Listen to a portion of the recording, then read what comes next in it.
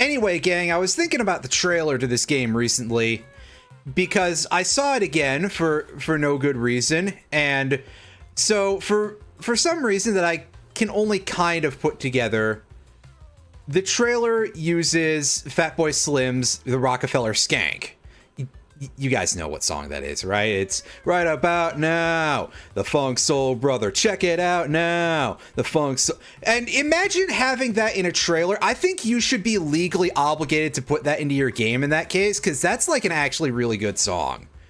But also that is kind of like pretty high up there in the like, hey, here are songs that nowadays mostly exist for trailers, right?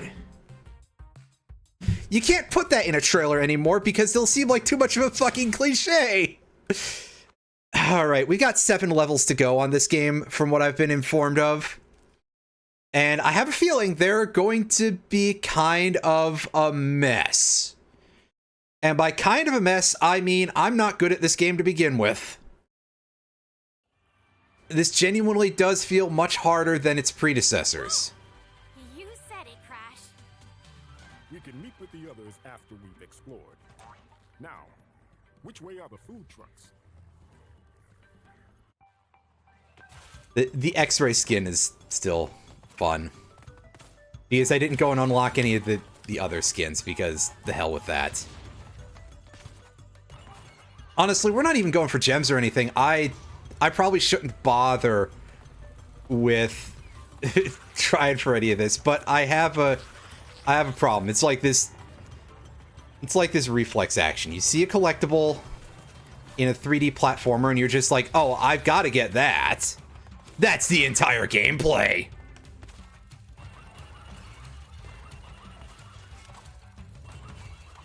And that's kind of why the PlayStation was a better console for these things than the Nintendo thing was as well.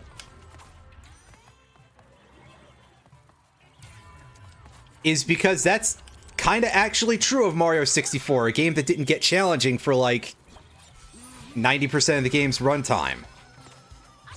And it was just like, hey, you want to pick things up? Meanwhile, Crash Bandicoot.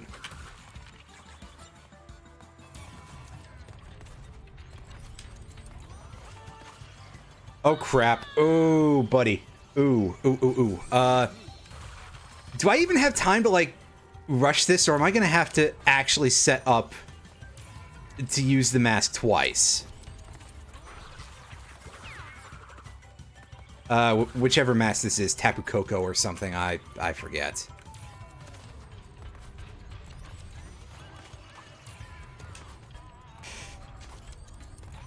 They all have names that are like you sure hope that they're trying harder in the mid-aughts than they were in the 90s or whenever Crash Bandicoot, you know. That may as well have been the fucking Stone Age, man. Ah, boo. Basically, yeah, you sincerely hope that they're trying to do a little bit better with any sort of matter of... I know that saying this phrase is going to make some people very annoyed, but cultural sensitivity than they did back then. And saying that, I'm sure that... Well... I would say any you know, of those kind of people who are watching me, but like if for some reason there are some chuds watching me, it's like, what the fuck is wrong with you guys? What are you doing with your lives? I don't want to be the sort of person who's like, yeah, they should be happy too, because they objectively should not, but also I don't understand why you would engage in that kind of self-harm. Anyway. That part aside, oh, this looks like it could be a bit of a ride. Oh boy, okay, yeah. Scrolling wall riding, right. This just cannot possibly work well, can it? This is what we in the biz call a fucking mistake. You can say whatever about the challenge. Doing this while it's moving, sometimes will just cause you to get flung. This is a bad mechanic in this case. I'm sorry. Like, all right, the wall running is fun in that sort of like, oh god, it really is a 2010s game, isn't it? We need to have, you know, I thought the parkour trend was over, but here we are.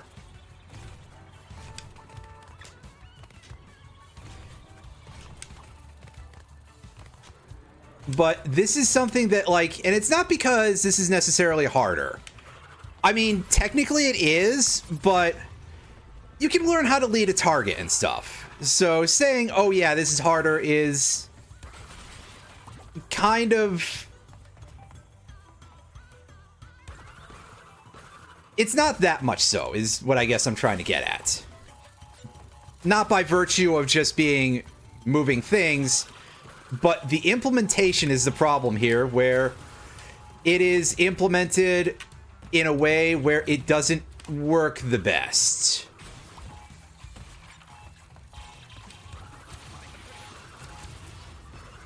Oh, did we still take the... I guess because we actually landed on that guy. Oh, crap. Oh, boy. So that last part of it hopefully is much simpler than it looks to me, but... Oh, yeah, don't do that. Unfortunately, my instinct is constantly just, hey, yeah, pop it while you're in the air.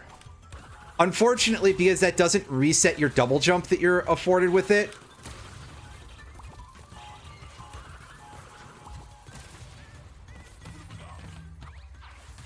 That's not how you're supposed to play it, basically.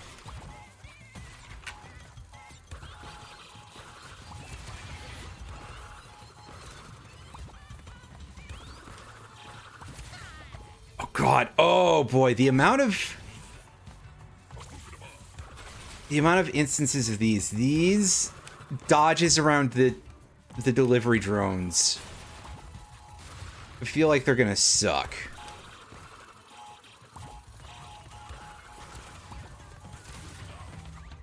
On the other hand, a lot of the rest of the platforming has been like remarkably non-toxic so far.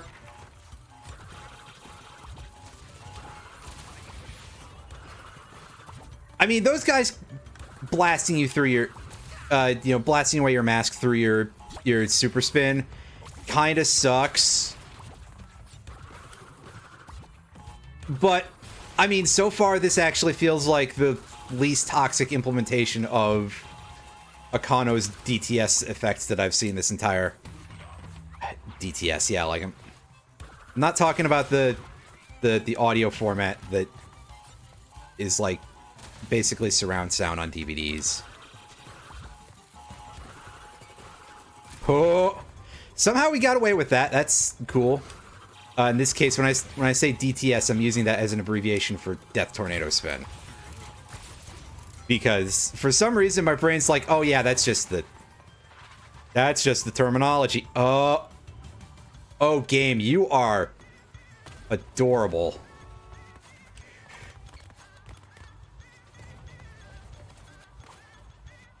Ah!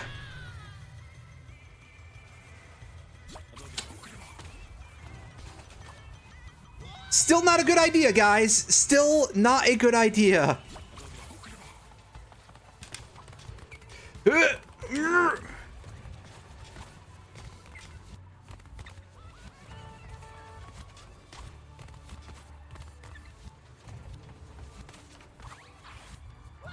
Ah, shit. I have got to figure out how to unbind that button because I just accidentally tapped it again. Wow. Oh, boy. That one is, I will take fault for because I jumped that too early.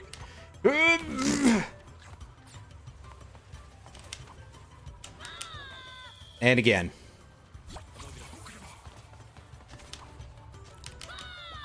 And too late, and... yeah, this is not the only time we've seen these wall run things work badly. Get off of the damn wall, Crash. Fine, that one scrolled past me, but still.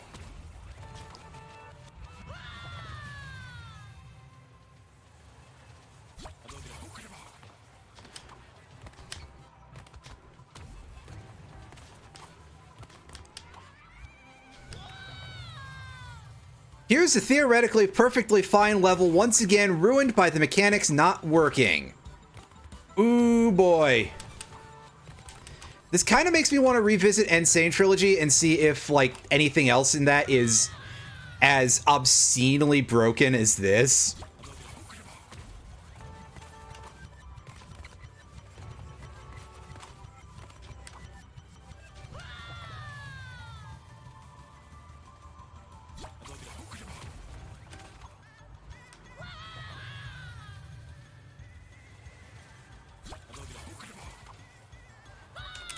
I keep doing that. I'm just, like, deeply frustrated by this because... ah! And then I fucked it up by my own...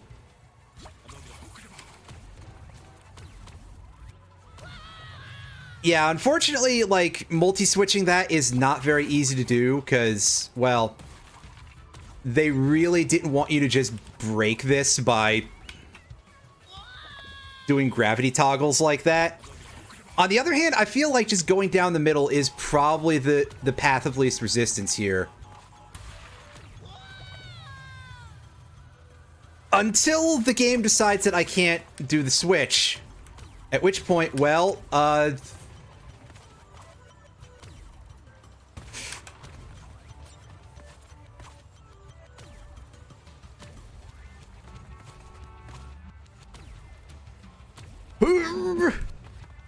well, this is hilarious. This is... here I am underneath the platform, just... okay. If I had just done that to begin with, that would have probably been kind of non-horrible, but also, like, you're serious, aren't you, game?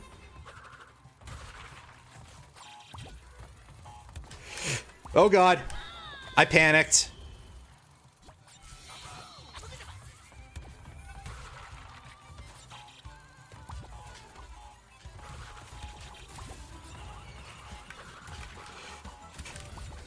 And I panicked there too.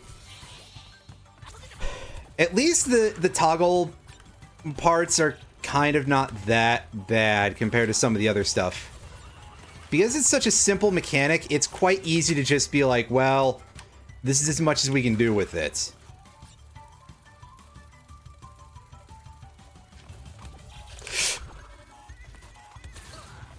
Oh god, oh god, oh god, never mind. This is pretty rough. On the other hand, I think this is like actually good design and not just like, oh yeah, by the way, it doesn't work because we didn't program it correctly.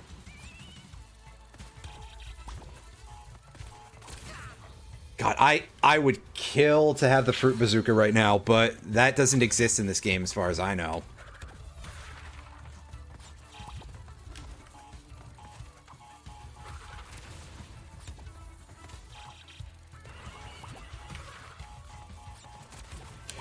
So I kind of got to hash out a movement pattern that will get me away from that last drone.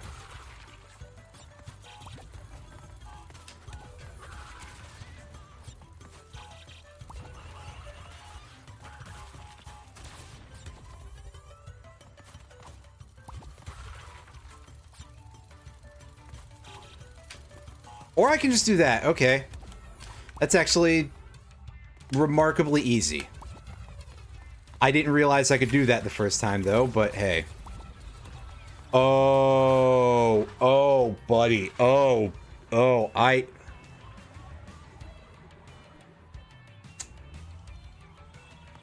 I'm so happy about this.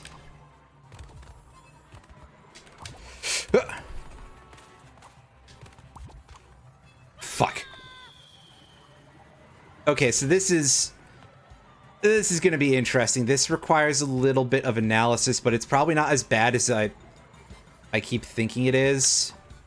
Other than the you know, the usual part here of having this on things that move is kind of bad. And what the fuck was that? Oh god, we're almost at the end of the level too. That's incredible. What button was our... It's that one.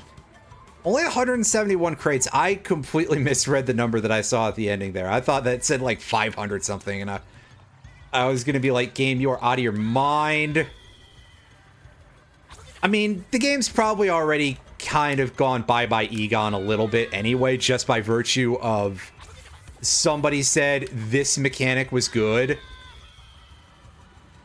Or at bare minimum, that the amount of bug testing that went into this said, yeah, actually, this is fine. This is fine. Nothing could possibly be going wrong here.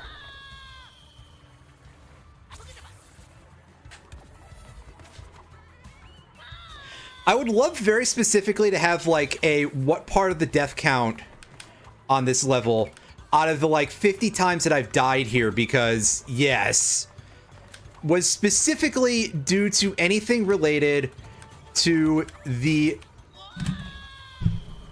I have to unbind that fucking button, man! I want to know what percentage of this is due to this mechanic that just doesn't work half of the time.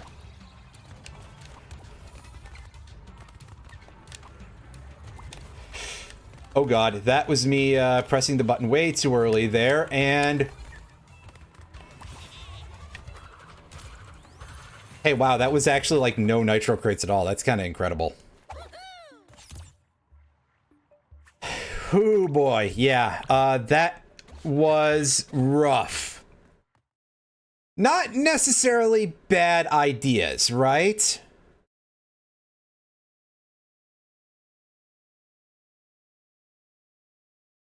Except for how mechanically they actually work, which... Yeah. It's alright, 6 levels to go. And it looks like the other universe crew are taking up this one.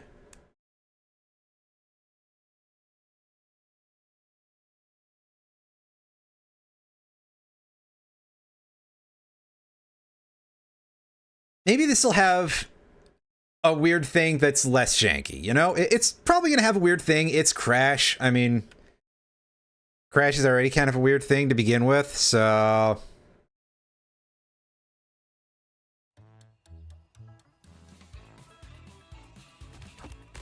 Oh, hey, we get to play as a different weird thing. Let's see if these tall poppies know how to smoke a steak. That's right, we're Dingodile.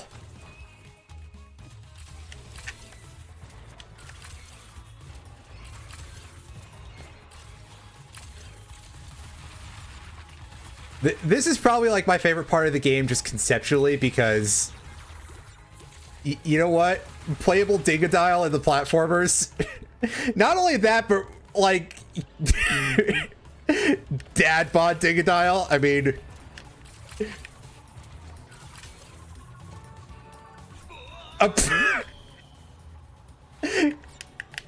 God, old man Dingodile cannot be supported by an entire bus.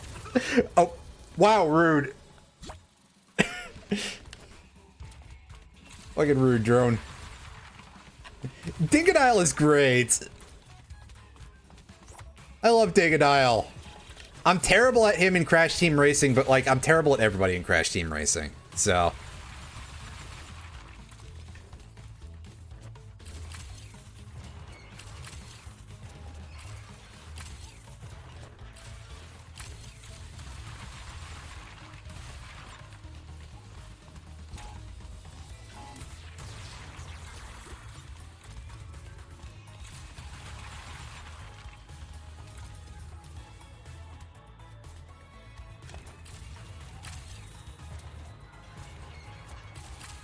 What?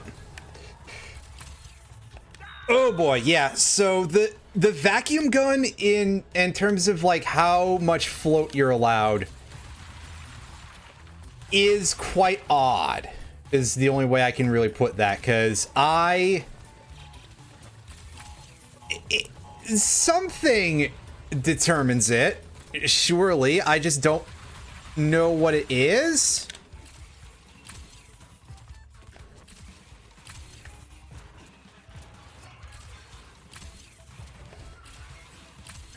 I think if you do a shallower jump, it lasts longer or something. Kind of feels like that.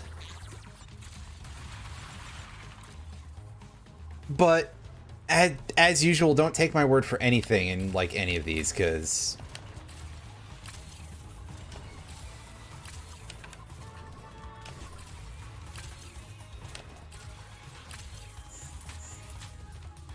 yeah, it's quite weird mechanically no matter what. That's the important takeaway here. Whoop. Careful.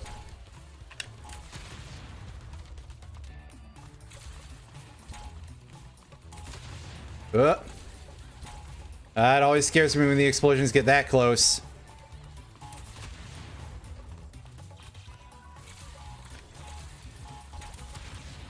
Get that shit out of here.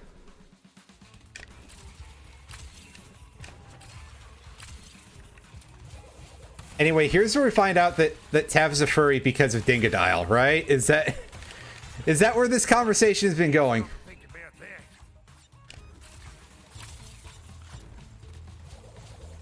that. Oh boy. How do we get at that mask then? Is there like an easy way to do it? Oh, also, I hadn't even noticed there hasn't been a checkpoint yet after the amount of pain that we've been through here. This game is done fucking around. I'm time to say weird things about his feet next. Wow. I mean, that's right, he's got two of them. Wait.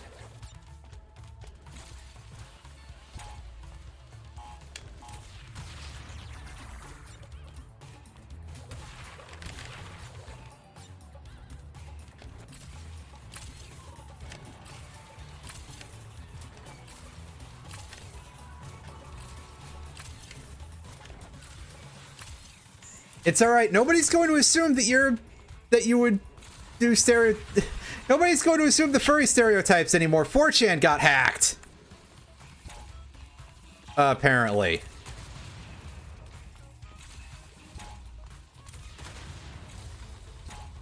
Like, unfortunately, all of the information that I have with anything to do with news about the 4chan hack is basically like a weird sort of backwards secondhand information where it was mostly people posting on Blue Sky like, hey, don't believe the things that you read about that on Twitter. Which, yeah, but perhaps you guys could give me some information at all? And I get it, Twitter sucks shit, and so do the people who own it. But also, I feel like there's something more important going on here. Does this mean I have franchise potential?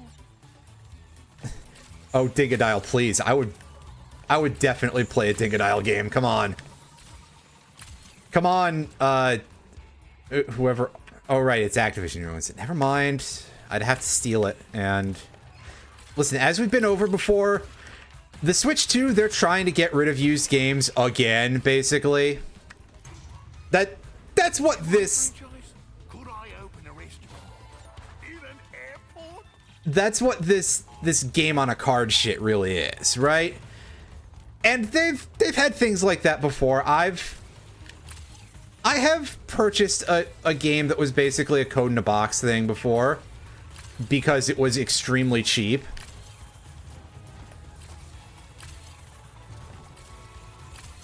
But basically, yeah,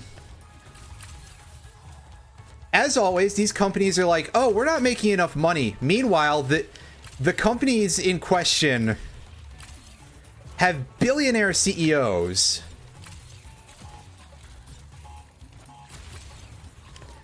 And I'm sure there's some people who will be like, oh, well, Nintendo isn't like that. And what they actually mean is Satoru Iwata wasn't like that. And then he got worked to death. Because Shiggy is a fucking... Oh, sorry.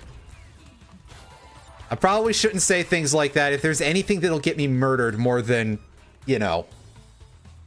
Listen, I'm not afraid of the death squads or the, you know... The new Gestapo or anything. I'm afraid of fanboys.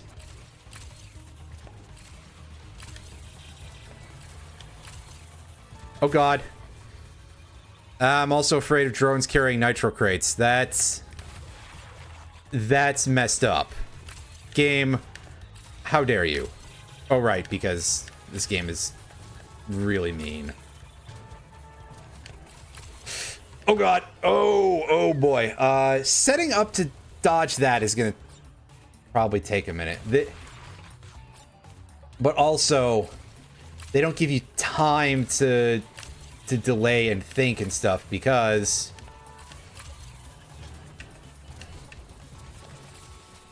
Oh no, we got over that just fine actually. That's great.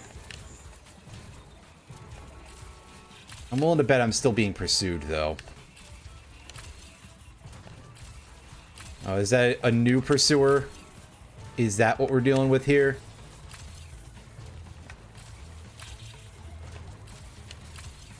Oh god. Yeah, we got... I keep my franchise because I saw my future franchise. Oh, bollocks, my head hurts. Oh boy, that was scary. Delicacy is here. I hope it's spicy and fried. All right.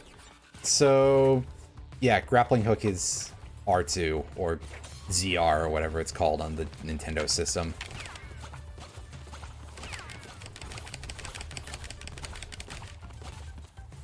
Oh. See, I didn't process immediately that that thing could be like a bouncy thingamajig.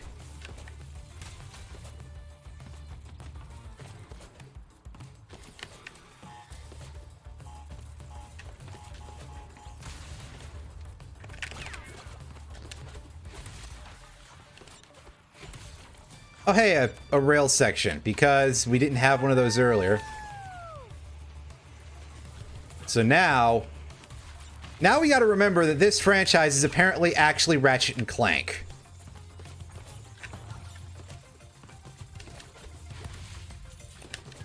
This is a joke about the fact that I mentioned Ratchet and Clank a lot, but also that game did have a very large amount of rail sections for what truly I don't think was much of a good reason.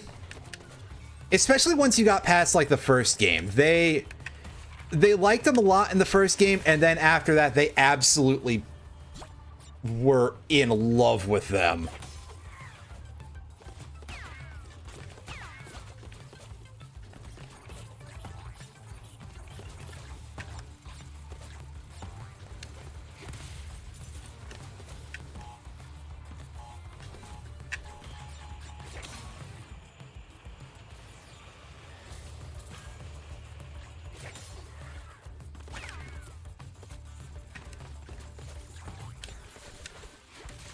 Ah! Crap. Oh, why didn't she have a skeleton skin if we can see the skeleton effect when she gets electrocuted? And she can let out a slightly unconvincing sounding yell of pain. Good old US voice actors. They don't let them show actual emotion.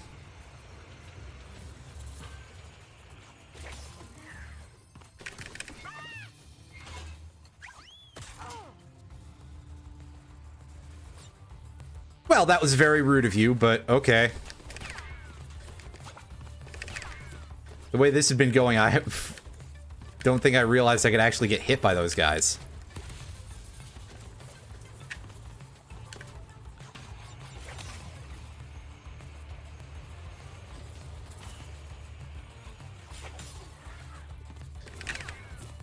Anyway, y'all enjoy those only 2 obstacles in that section? I guess they just really needed a connector and weren't actually sure what to do. So, alright. I cannot remark in an actual useful way.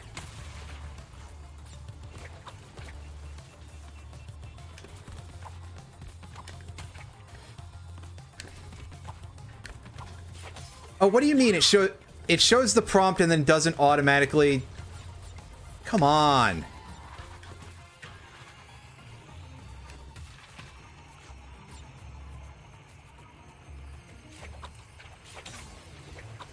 Ah! I didn't even see that thing at first.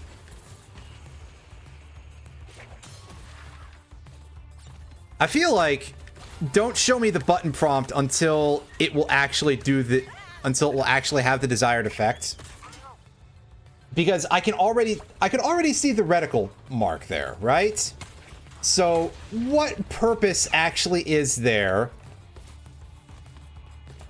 to show me the button? Because I already know that. And also, hey, we're this deep into the game. Well, then again, this is literally only the 2nd level where we've played as Tawna, so, like...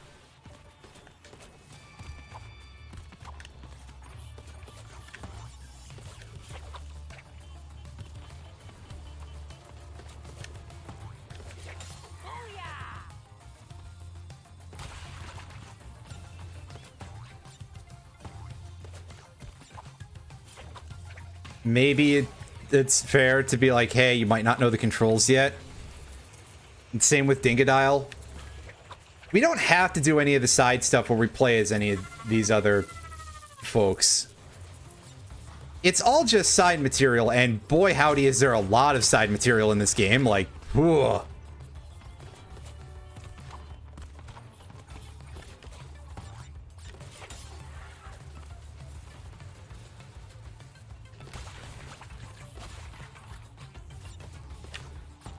Also, in general, I feel like I do better at everyone who's not Crash. And I wonder if that's because none of the rest of them go fast. So there's no impetus to, like, rush, because you kind of can't.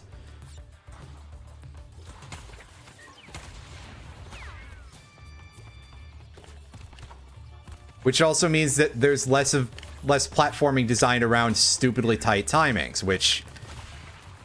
I'm not good at that. Only thing I'm good at in video games is, like, solving puzzles. And even then, not always. The game was getting pretty close to trying to hide that right under the box during the correct timing.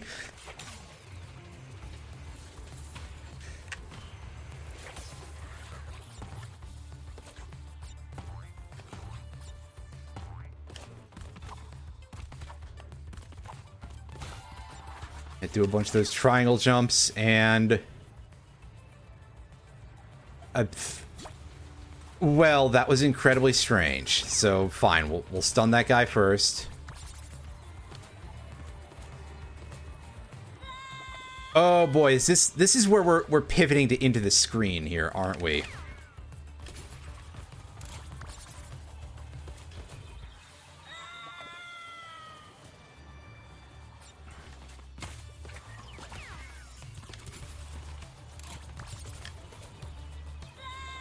That's what I get for trying to move in.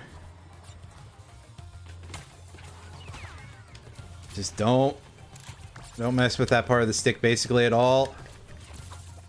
Oh, and I still got absolutely slaughtered by an incoming fast thing. That's better. That's more like it.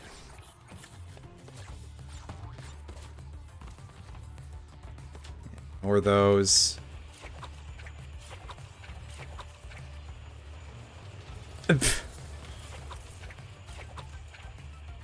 It's true that there is at least like some humor to be gained from it, but it is like, wow, they again, they really just do not permit American voice actors to show any emotion in any production, do they?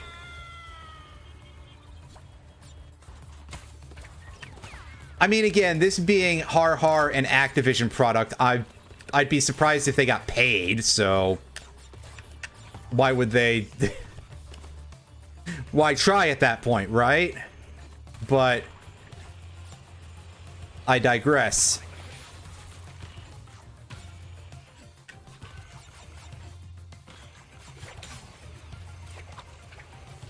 Little hard to do it for the love of the art when the art doesn't love you back, right?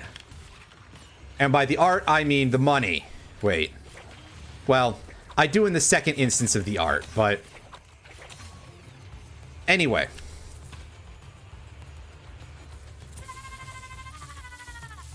Yeah, exactly, because they don't really want to put anything into voice acting, and I assume that there's some sort of, like, brain dead reasoning behind it other than just, I like money. You know, other than just Mr. Krabs, hello, I like money. Which, I mean, really is just the whole point, is that obviously next to no video game companies in America, I don't want to say no video game companies in America, because otherwise some wise ass will pull some indie dev name out of their ass, and, like, not for nothing, I love various indie developers, you know, by and large, and I am grateful for the extremely healthy and robust industry and environment of independent video game developers. But when I say the word companies, I am not talking about, you know, people who make stuff like any of those, because they're not that big. Like, for example, with regard to indie devs and money, one of my favorite indie video games of all time, Hypnospace Outlaw, developer Jay Tholen posted recently about the fact that he lost everything that he made on the game in taxes. And Hypnospace Outlaw, I feel, was a quite popular title by indie standards. So, like...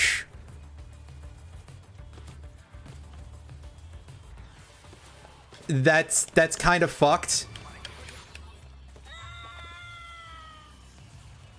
You know, the guy is trying to make a sequel. He had to open a fucking Patreon.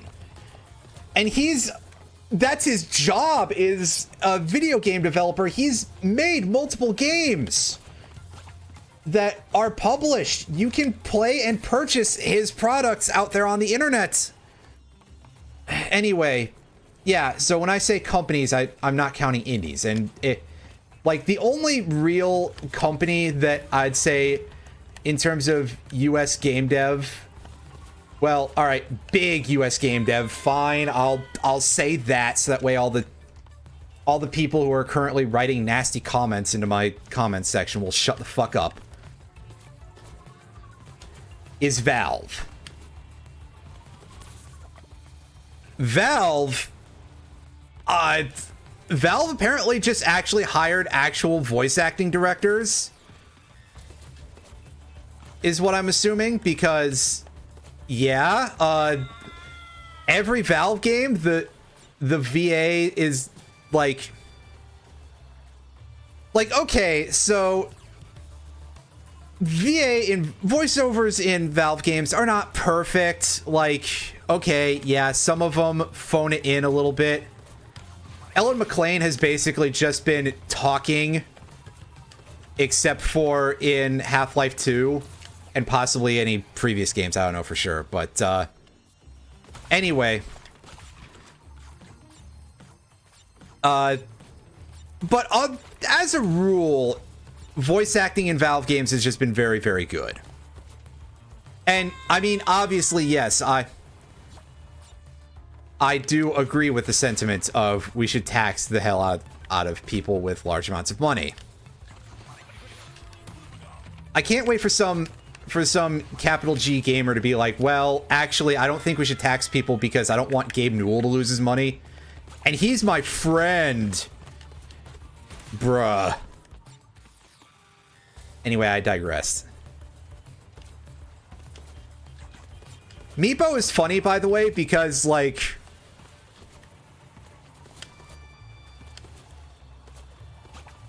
they have two different voice actors for Meepo. I'd assume that since Valve are, like, also subject to corporate behavior, that they probably were like, okay, we don't want to get Nolan North back in. But I'm pretty sure that they ended up, oh god. That did not go well. I'm pretty sure that they ended up bringing back in Nathan Vetterline for some of the small amount of extra stuff they added for Meepo later. Nathan Vetterline, of course, being Scout from TF2, which I think is kind of funny because Meepo already had some of the Scout references in his voice clips.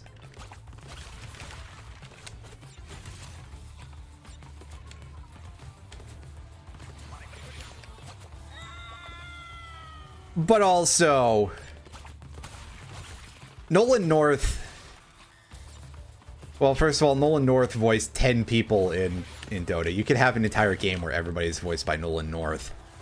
I don't know that either team would be good, because offhand I'm like, Meepo and Gyrocopter. But yeah, I think give the Meepos slightly different voices. But also, yeah, the thing I wanted to say about Nolan North is remembering that Nolan North had a voice pack for Saints Row 4, where it was just credited as Nolan. It was just the Nolan North pack. It was the replacement for the dumb Steve Bloom zombie that they had in Saints Row 3. You know, back in an era where everything was zombies. They're all from yes. Obviously, that has to remain the thing, is that, like, Fantasy Boston has to just be the domain of Meepos, right? That's all that lives in Dota Land Boston is Meepos.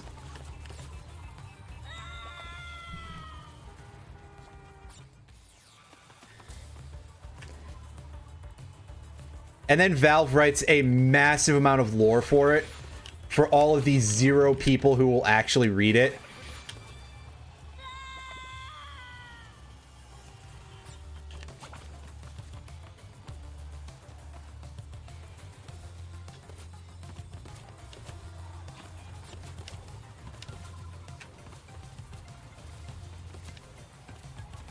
Anyway,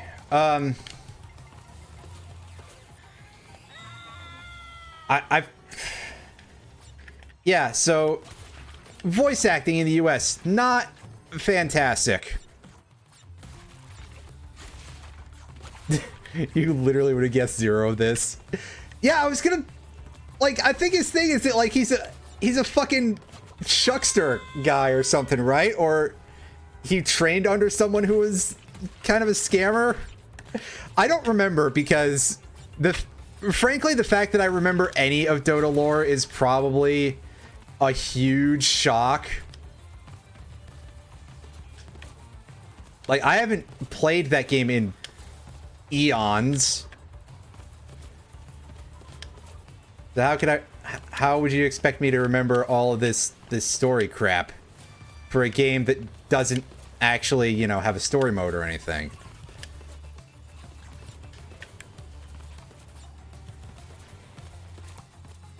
Spicy fried mystery food. Anyway, that was a lot of me dying to something that was entirely skill based, which I guess is not surprising. But anyway, yeah, so Shadow Shaman is pretty cool just in general, though. The main Dota lore thing that I remember is fucking Oracle. Like, of course I would remember Oracle because, like, I enjoyed playing as Oracle when he launched. And then they decided to be like, oh yeah, by the way, he's gonna actually be like, Yeah, so the story here, which, wow, who could imagine story in a Crash Bandicoot game, is that, like, she's another universe Tawna. Probably because the team here were like, okay, we want to reuse some of our old characters, but we don't want to use actual Crash 1 Tawna because it's the late 2010s / early 2020s. And I don't know, they didn't want to upset people. It would be like, oh, well, she's just there to stand around and look pretty kind of character. Which, I mean, all right, if you're like a PR obsessed goon, that's goon, not gooner. Like, I have little else that I can say on the matter in general. But I guess also it gives like a play style, at least, when they decided to be like, hey, yeah, here's alternate universe, or I guess alt universe Tawna, right? Bad jokes. Also, we do get to play as Cortex, and he's got a laser gun that turns enemies into platforms. And he can charge with his giant head. Yes, that's the joke. The real joke here is me forgetting that Cortex doesn't have a double jump. He's a human, arguably, so he isn't allowed to do those kind of things because, you know, humans can't double jump. I don't know that bandicoots can double jump, but I'm not exactly an expert in marsupials. So, you know, if I'm wrong, then oops.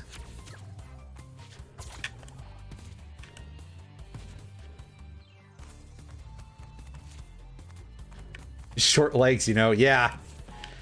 Oh, god damn it. You're making me want to, like, reinstall and then go play only against bots because... Yes, but I bet the bots are horribly broken.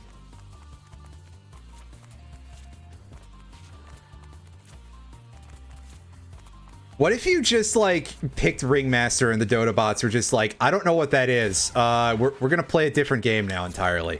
Oh.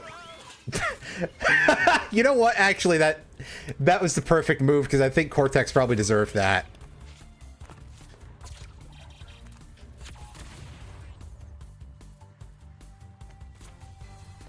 Oh, I don't blame you. That was... I mean, I think that one of the other things that I can say about that was some shit is that Valve said they weren't going to do battle passes anymore, right? And then what did they do? That's just a battle pass, dude. Like...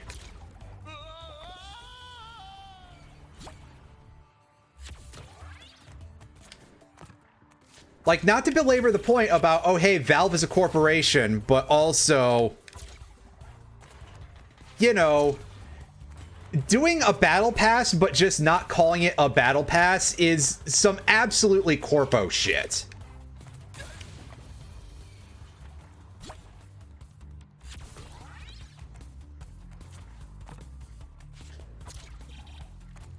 Right. And listen, I'm not here to say that I agree with $35 for a skin.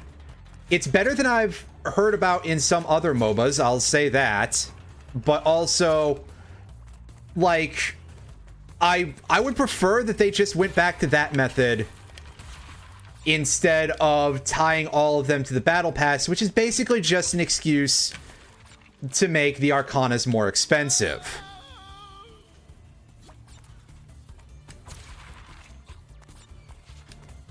Like, remember that time they just sold Skeleton King, basically? They were like, hey, yeah, get our battle pass to level 300 something and you can unlock Leoric.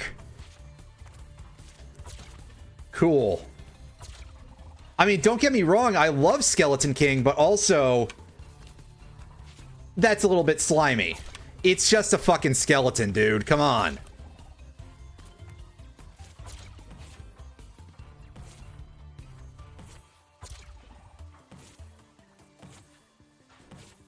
Yeah, exactly. It's scammy nonsense.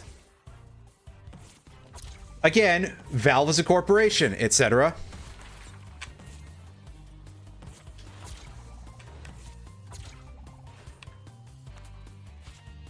You know, Valve is a corporation, which means they do corporate slime shit all the time, just like all the others.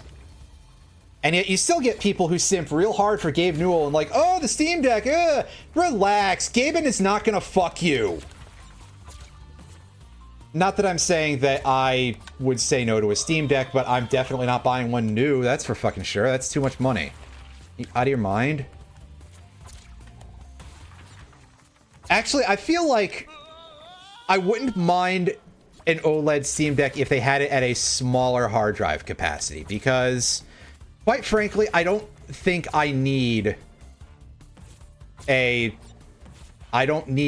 half a terabyte as a rule, because generally speaking, I'll do what I do with the Switch or theoretically would do with the Switch if everything on the Switch marketplace wasn't so expensive for shit that I could get elsewhere for much cheaper and on better hardware.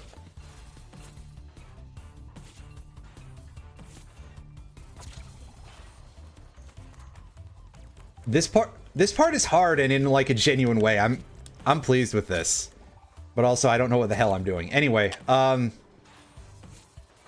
yeah, so like, I don't know, 256 gig OLED Steam Deck?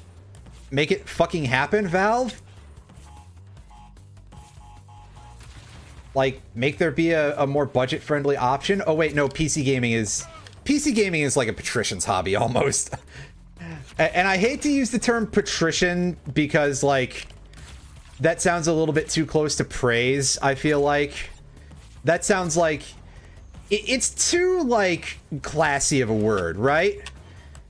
If I call it a rich boy hobby, which is what I do for something like 40K, that's a little bit less positive feeling, I suppose. Anyway... Yeah, I mean, that is kind of neat if Mr. Newell did actually deliver several of those Steam Decks, just, you know, personally deliver them to people. That's cool. I appreciate the fact that Gabe Newell is not, like, totally hands-off. He's, like, an actual human being, which, for a CEO, is pretty rare. And not only that, Gabe Newell is like almost parody level CEO. He's a multi-billionaire who lives on a fucking boat. Like, that should be a joke, you know? That should be like a bit. That should be like if you wanted to have BioShock that wasn't set in an Art Deco universe. Like if you wanted, like, I don't know, synthwave BioShock? That sounds kind of stupid now that I say that, actually, but... I mean... Anyway. So... But yeah, I mean... I might hesitate to call my feelings about Gabe Newell respect, because he is still a CEO and quite a rich individual. But also, like, hey, I think he is arguably marginally less scum than your average multi-billionaire. Unfortunately, he still has that sort of ontological load on him, but, like...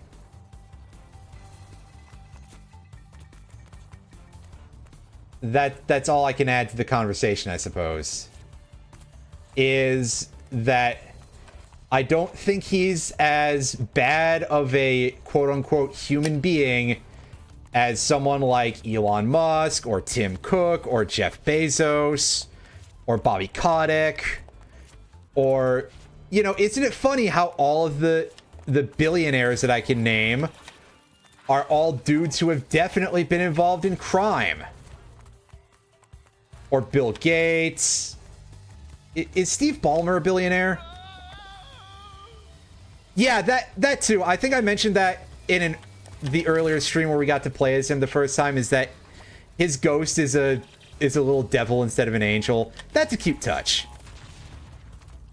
And I think that's a cute touch is probably like just a good overall sentiment about a lot of things in this game. When you're not getting your brain absolutely mauled by this platform. Ooh, boy. That is spicy. I mean, I called immediately what the gag was going to be, but also, ooh, that's rough. All right, can we get this weenie a little bit lower here? No, I think I have to... Well, no, I can't go up there because Cortex only has a single jump, and then the rest of it's an air dash.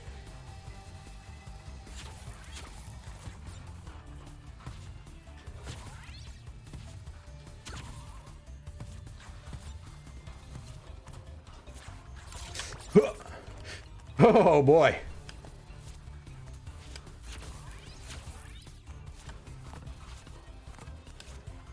Well, you know what they say about a man with a big giant head. Unfortunately, John Lithgow is in that Harry Potter thing on HBO or whatever it is. I don't know. All of those companies are the same, dude. Like... Oh yeah, David Zaslav. That's another billionaire. Also a criminal, but I digress. You know, that's kind of like... You don't even need to say that when you say the word billionaire. Of course they're a criminal. Where do you think they got their money?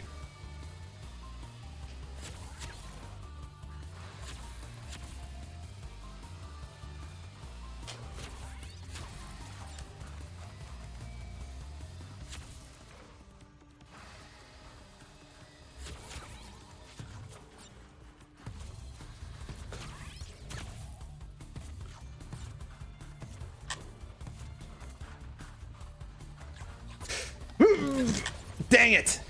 I pressed the button a little too early there. Oh. Oh, buddy.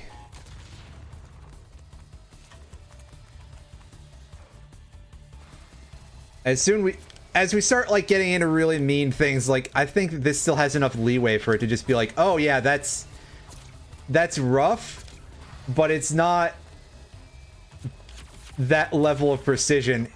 I don't think this is pixel perfect per se. It's just really tight.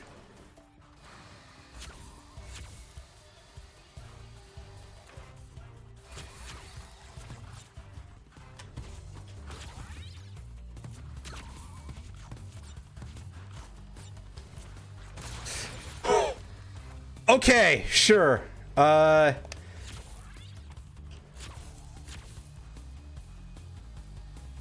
Let's have this thing go.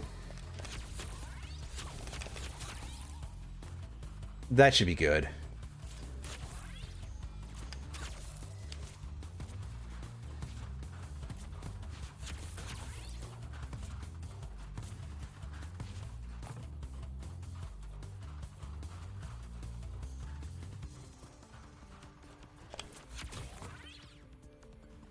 This whole thing has me quite nervous.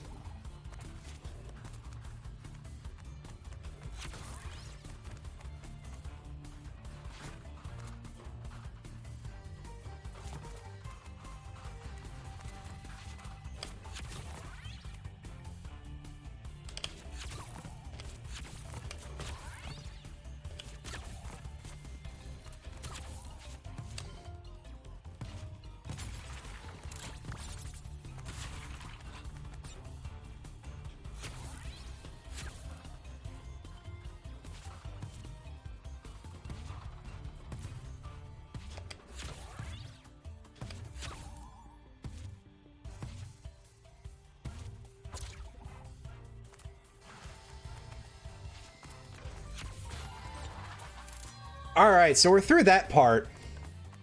That was some brutality. I did like that that part where you had the three moving blocks there that you had to jump between properly. That was very tough, but kind of cool actually on some level. Cortex, come on. That was like a 2-inch jump, dude. Or what? Are you afraid of making a jump that's longer than your Oh.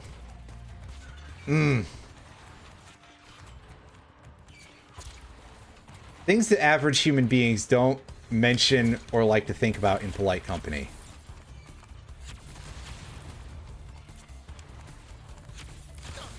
Ah, I was too close there. Whoops. Whoops!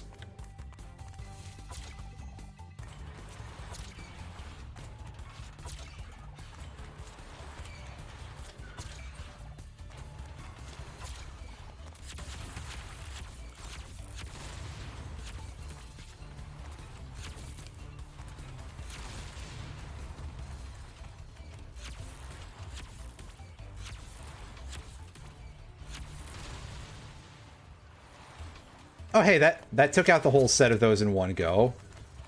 Amazing.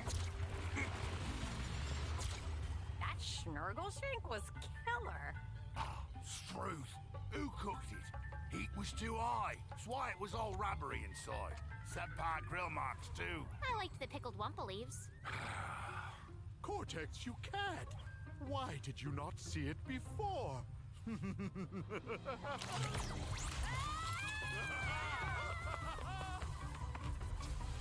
Oh no, Cortex betrayed us.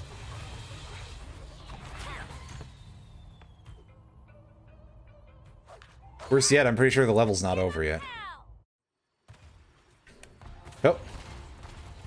Yeah, this is...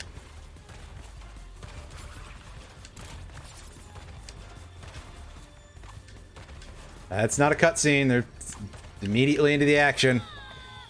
I feel like if they could, like, flash the HUD or something, it would feel a little bit more right. Ah! All this incoming crap. Well, at least they don't make me rewatch the cutscene every time.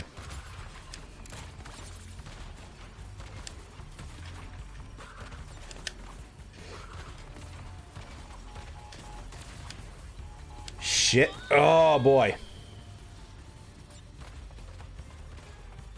This is like the airship fleet level in Mario 3, but you're going into the screen instead of sideways, and also it's even harder than that. This just, it feels like it's going so fast. 'Cause it is, but regardless. And that time we didn't land on the crate. Oh well.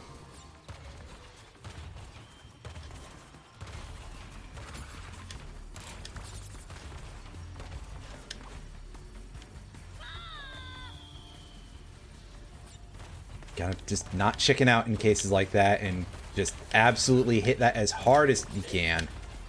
If you don't land where you think you're going to, just go for it. Oh, darn.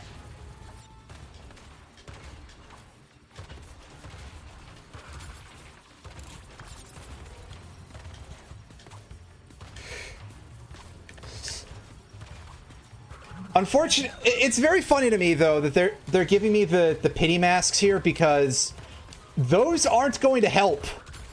This is all bottomless pits.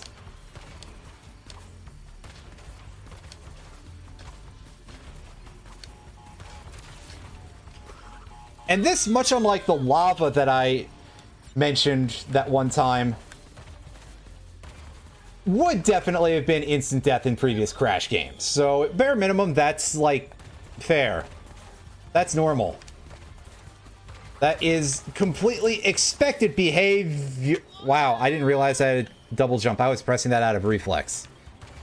And also, I don't think I realized it was going to send me that far. Oh, God, this is...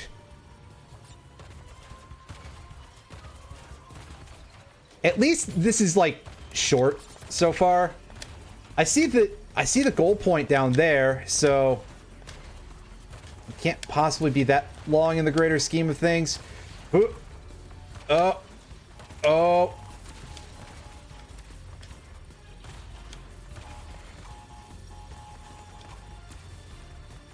There we go. All right. That was a workout there. Well, I guess now we know why the level's called. All right.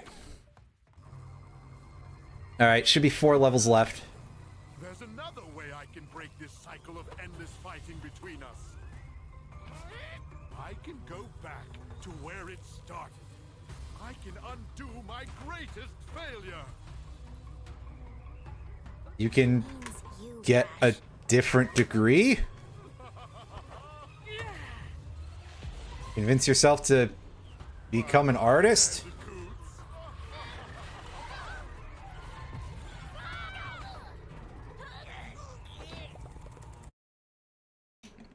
Maybe he thinks he's already an artist. I don't know.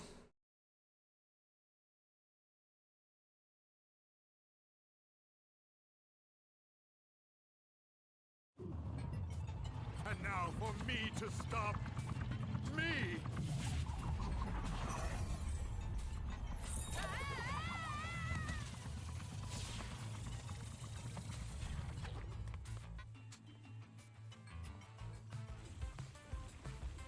Thank you, viewerbot. Oh, that's backwards. Whoops. I don't know what I was thinking there, but here we are, 1996, apparently. I wish it would go for like a full-on PS1 art style for it. I mean, instead, I would assume that they're probably trying to ape some of the visual resources of the Insane trilogy, but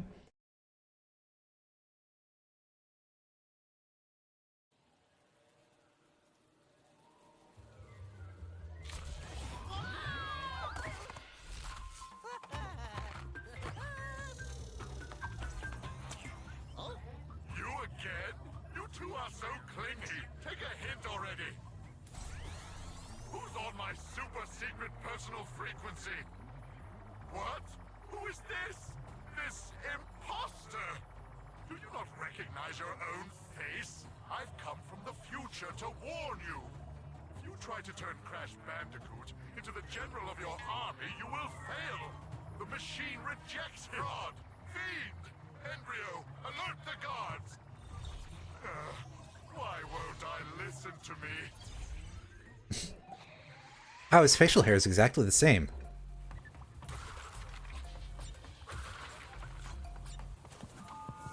Listen up, lackey. Yep.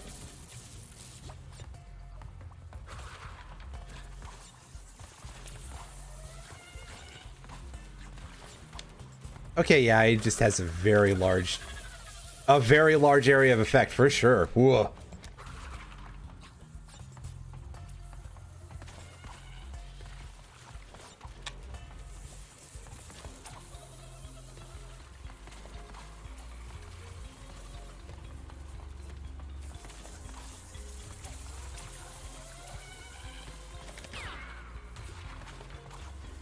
Yeah, see, the size of that sphere, I mean, okay, but the visual effects,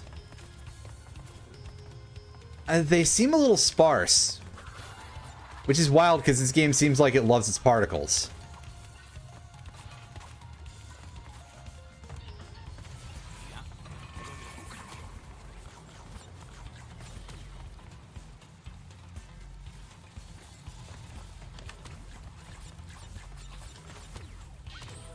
Ah, yes, I do love more of the Ika Ika gravity switching parts. They're actually pretty good.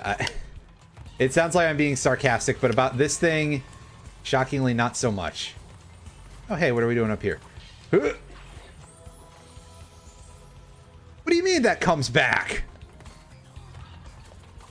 Or maybe it doesn't, and it's just like, oh, well, that's the end of the area, so... Or that's you dying, so we gotta reset it, and it did it early. Instead of just doing it in a very plain way. What? Oh!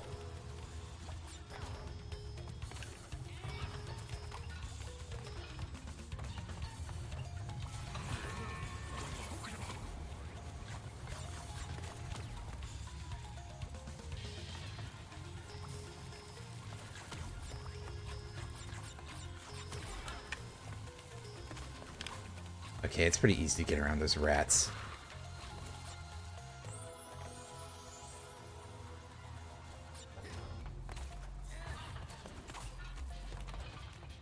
Oh, these sections are really tight, I see.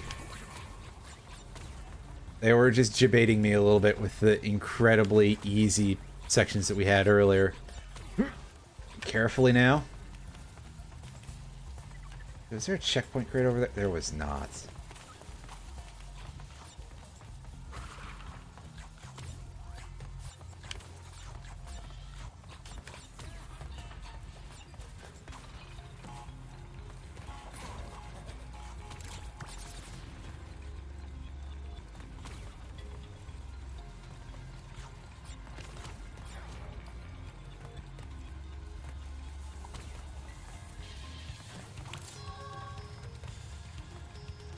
Well, that was completely free.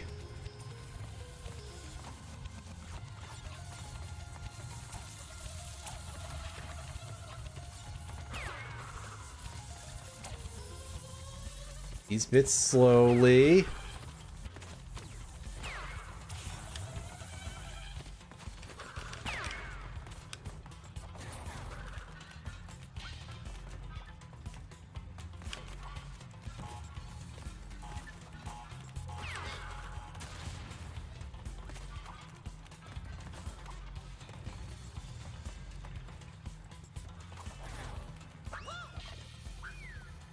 Hey, where'd my second jump go, game? I gotta go back through that. Oh, man. I actually forgot that I hadn't picked up a checkpoint.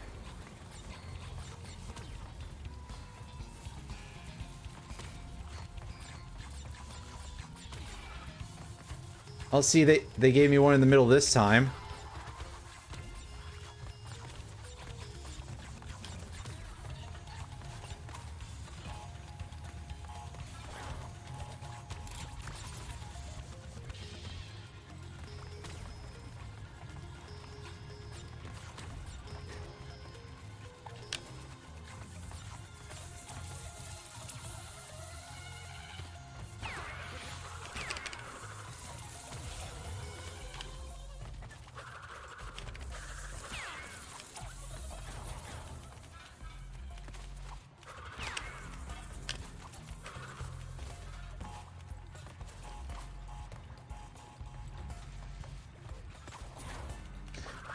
It's because I'm getting bumped, that's why.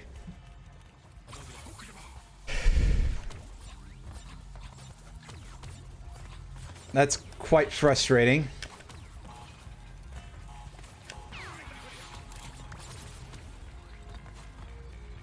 And I wasted that mask. Fuck! Ugh.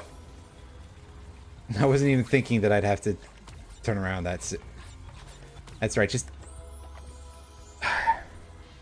I'm not keeping it together. Focus up. Oh.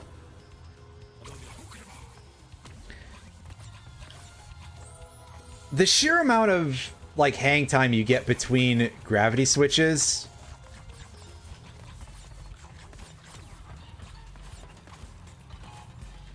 feels kind of weird. Like, even this far into things where we've done Ika Ika puzzles several times before. So we know what this is like. Or at least we should. It still feels like the gap is just millions of years. At times. And you hang in a way that is not ideal.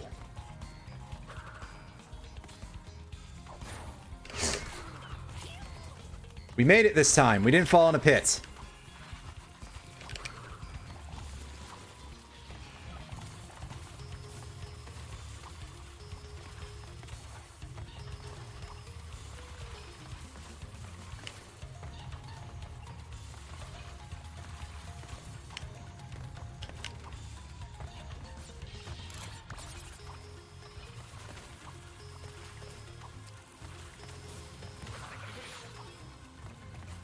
Well, that was very bad play on my part, that's all. I love that setup for the Aku Aku box after like all of the bounce crates. That's a little rough, but still pretty good. Alright, just dodge the blobs, because otherwise they're kind of jerks. Security! Protect your master! Is that what I sound like? Do I have a weird voice? Yes, Cortex, and you still doing the regular time. Regular time, wow. You know what? Whatever, I'm not changing what I said.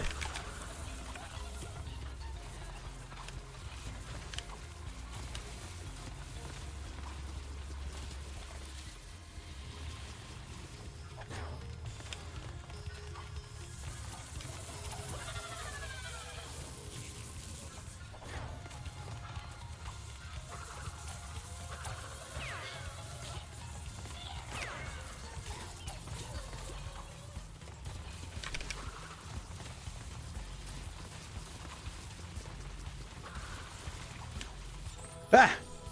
Crap.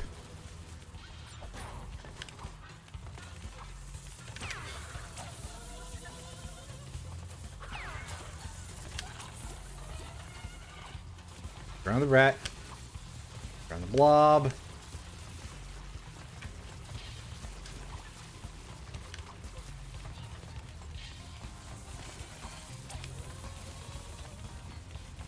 Now wait for the bug to stop bugging out.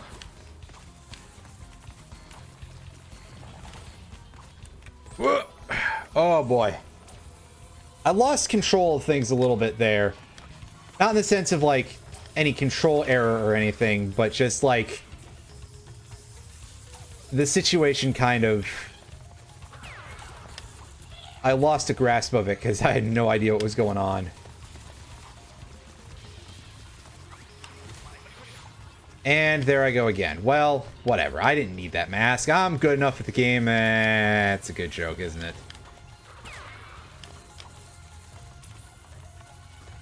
That's what happens after playing the clown game for so much. Able to say clown things with a straight face. Huh, I didn't die from that. I would absolutely have expected to. Yeah, hey, bug, do you want to, like, do your bug thing? Stop messing with me? Oh.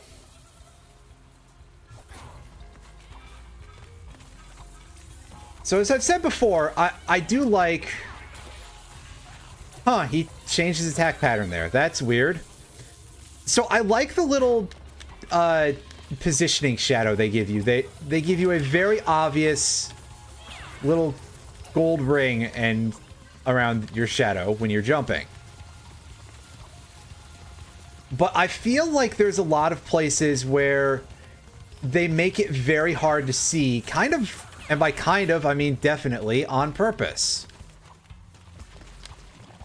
Alright, you know what happens there.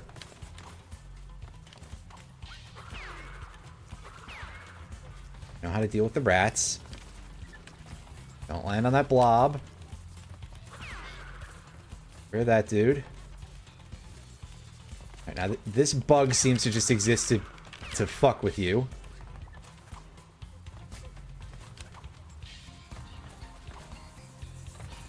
Okay, yeah, so it's not as bad as I thought there. That jump was absolutely, like, a foolish thing to do, but... Oh. Oh, that...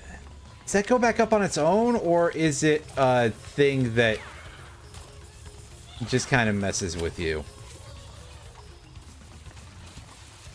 Oh yeah, that's the one that rolls around in circles.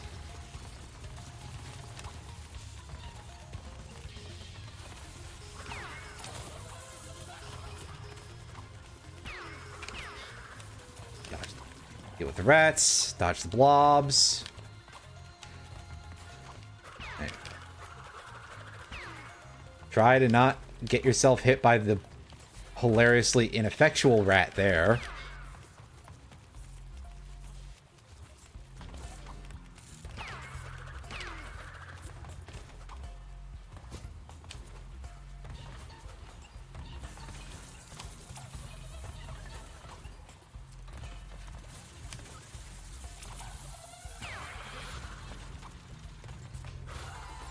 Did we only have the one mask? I guess we did. Oh well. Yeah, here's some more of this. The depth perception is probably the thing that's the most scary about this. I bet those saws can probably... Oh yeah, they can definitely kill you. So, like, learning the timing on when to go with those things is definitely a thing that would be smart. Like that seems safe. So far, yeah.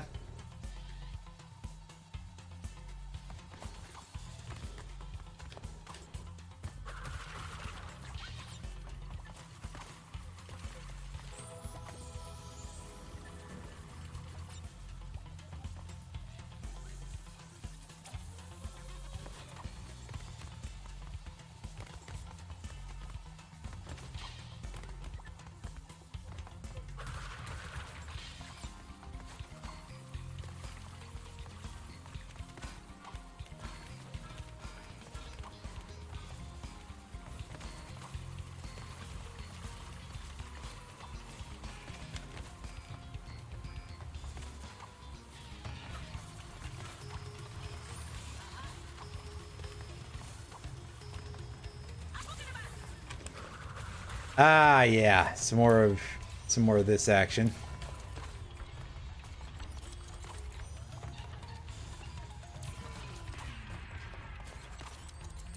Okay, so far it's only one gear at a time, which, like, I can't really imagine how they would expect much more out of you. Oh. Okay, yeah, so that's just get on the one paddle wheel and...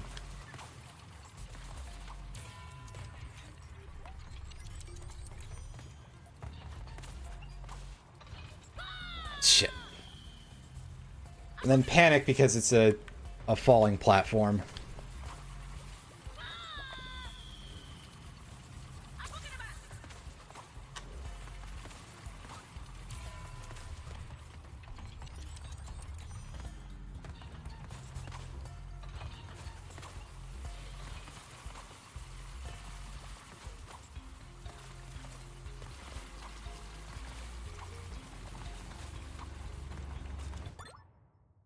An itch to scratch, that's all. Alright.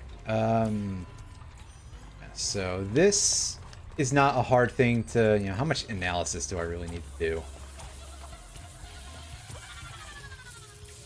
Unfortunately, the lightning bugs are kind of awful, but whatever.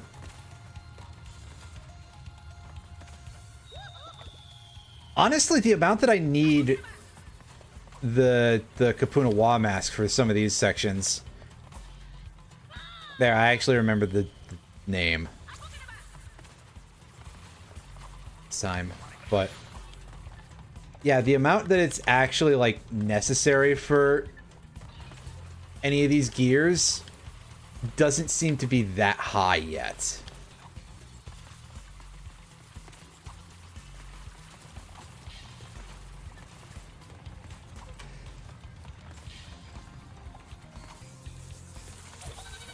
Like, even that.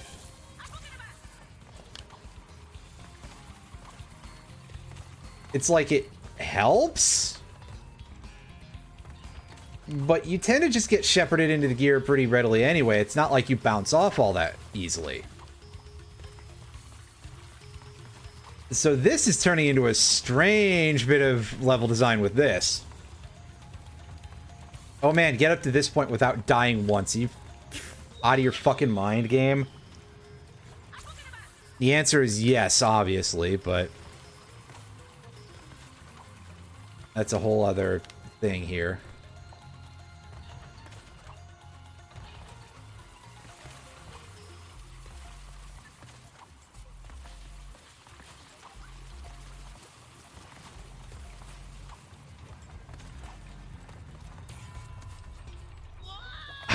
Wow, I'm just screwing up that jump.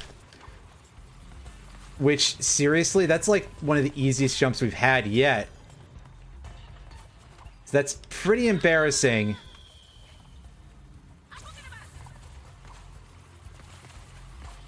Don't even want to talk about what happened there, because, yeah.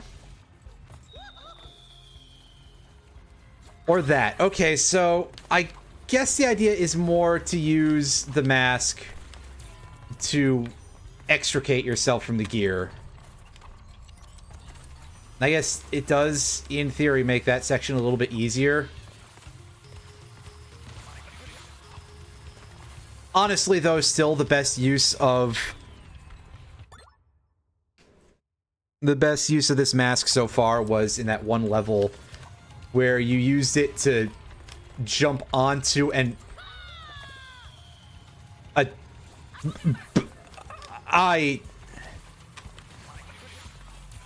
You know, I feel that there's a fair reason to criticize their use in platformers, but this game absolutely needs more invisible walls. The fact that you can just fall off of the back of that gear, that doesn't feel good.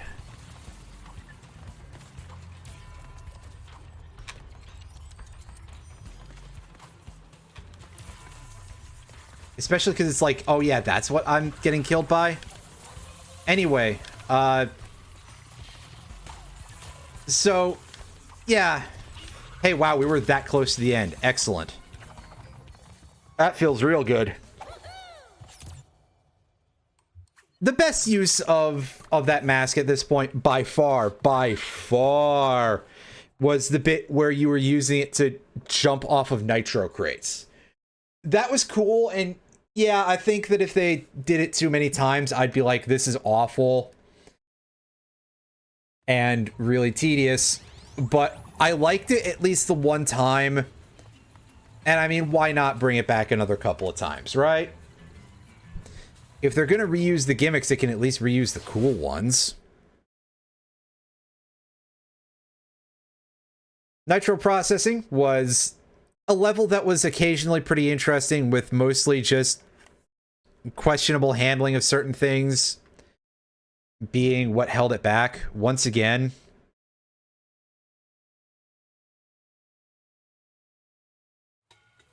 As usual, fun ideas ruined by jank.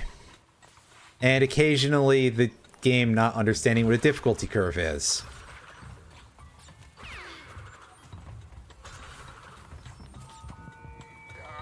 Why did you? I have to choose a Bandicoot. If I just stuck with the Wombat, this all would have been different. Wombats. This Bandicoot is strong, clever, and above all, loyal.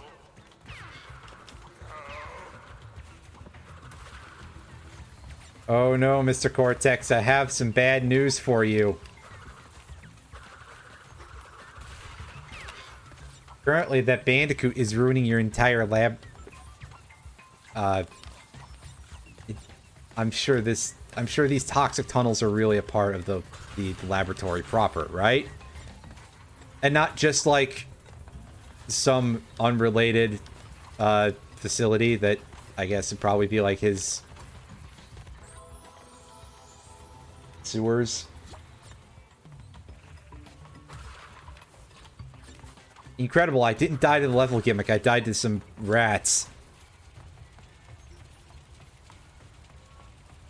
Also, those minecarts have a bunch of knives in the front of them, I just noticed. Personally, I think getting run over would kill you first, Crash, but... You know what, I guess if Cortex thinks he needs to just put knives on his minecarts for no good reason, then... Who are we to judge, right? It's not like any of us are mad scientists, so... We couldn't possibly understand what's going through that incredibly swollen head of his, right? As far as I could possibly ascertain, that could just be normal, mad science-y stuff. Right? Standard operating procedure could in fact even be required that he uses that he creates a knife cart, right?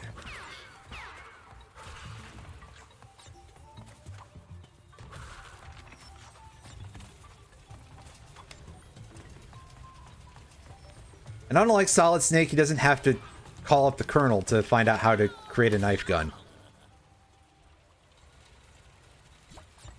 I mean...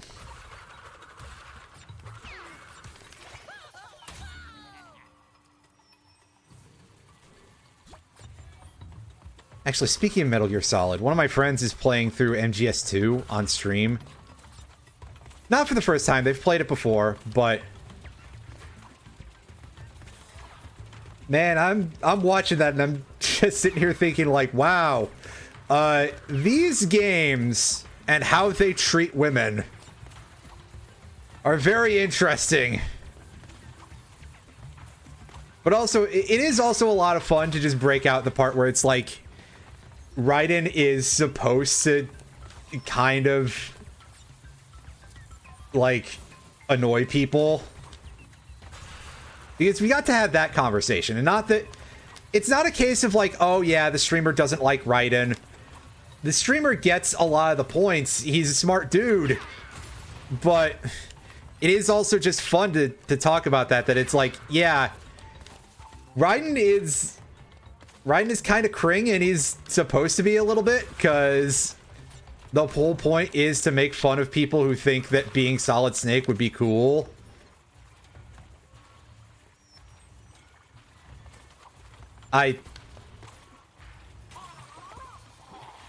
No, I assumed that you were implying that she was a literal tree.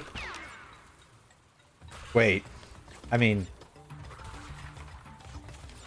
Yeah, like, we haven't gotten that deep into it. I think that the only time anybody in chat has spoiled anything, it's been jokes about MGS4 relating to Vamp. And just like every time he shows up, everybody in the chat reminding us that Vamp is bisexual.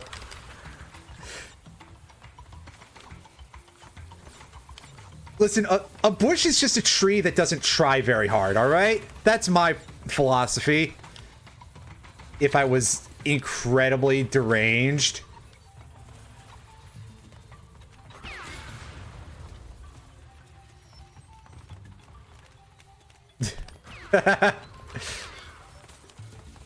Yeah.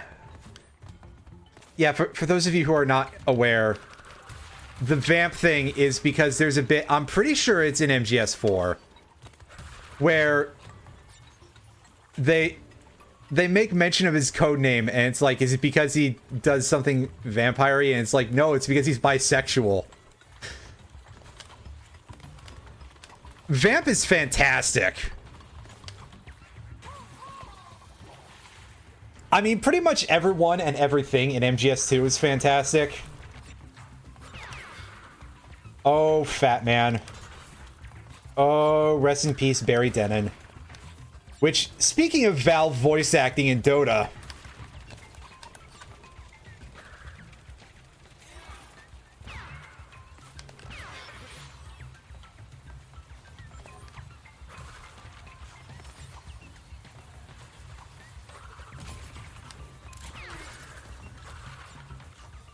Anyway,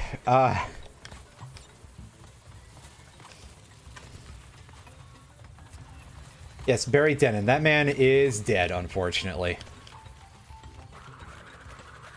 About 10 years ago, I think, actually. Woo. Chat is At this point, I think that most of us can probably understand that, like, I only have a very small number of things to talk about at any given point. Oh, hey, I think that's Pinstripe Potteroo on the knife carts, by the way. For those of you who are, like, interested in the deep Crash lore, I guess he owns a coal company now. Is that why they couldn't use him and had to use whoever they find all college? Oh, okay. That's where we're going with this, huh, game? Also, these nitro carts. It was the bomb. Yeah. Very funny.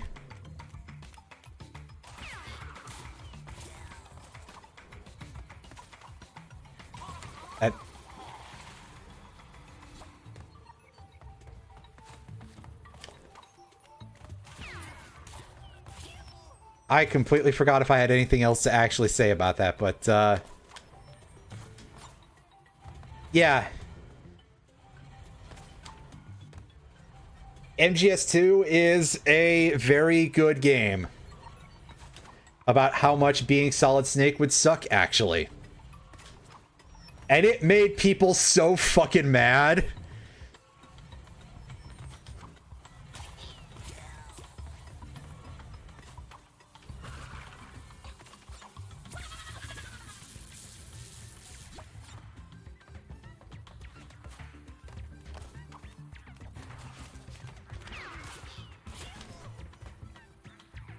Which I think, to me, that the fact that people were mad about MGS2 is almost kind of like the funnier part. Almost like that makes the game even better in my eyes. That Kojima successfully pissed people off.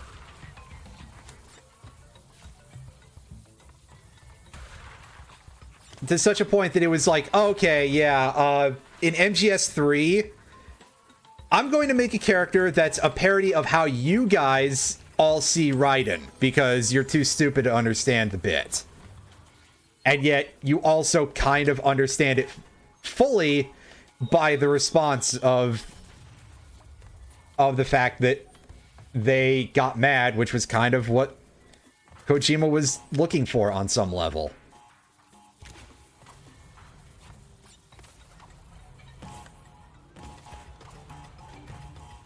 And don't let me sit here and slob Kojima's knob too much, although...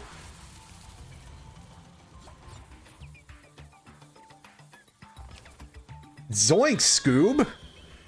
You know, don't let me sit here and slob Kojima's knob too much, but also, in this case, he absolutely deserves it. Like, that was kind of some king shit.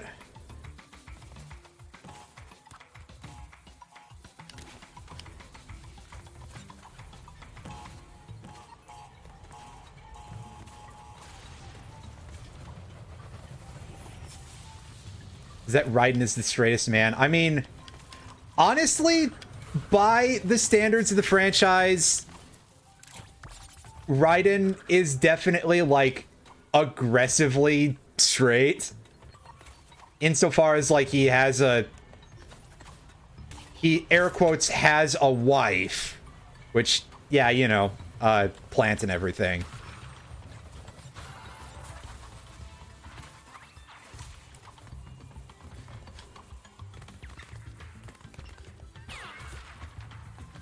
And I mean, yeah, Snake hits on, like, every single woman in MGS1, but also, like, Snake is extremely bisexual.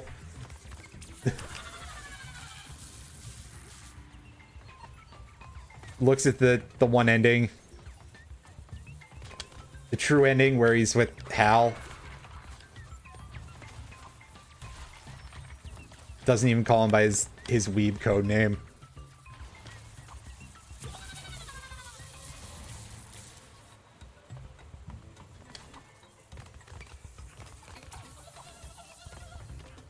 But again, also, remembering what the whole point behind Raiden as a character is that I think that part of him, like, extremely adds in to the fact that that is, you know, I kind of failed at the whole using words thing. I'm sorry. But, again... Raiden being that, like, aggressively straight and, oh, he has a wife sort of thing is, again, based on what all the people who think being Solid Snake would be really awesome. You know, they're all exactly kind of a very specific type of dude. And by that, I mean aggressively heterosexual themselves and... I think that probably the most diplomatic term at this point would be to call them conservative. Even though really I should just call them what they are, basement dwelling fucking losers. At least I live on a second floor. Anyway, yeah, the lightning bugs are really bad. They're a big part of it is that, sure, they have a gigantic hurt box. I could accept that if it weren't for the fact that the graphics were just like a couple of pixels inside of the massive spheroid in which they damage you. They need to just draw the whole fucking circle, dude. Like, you have the technology. It's 2020-ish when this game came out.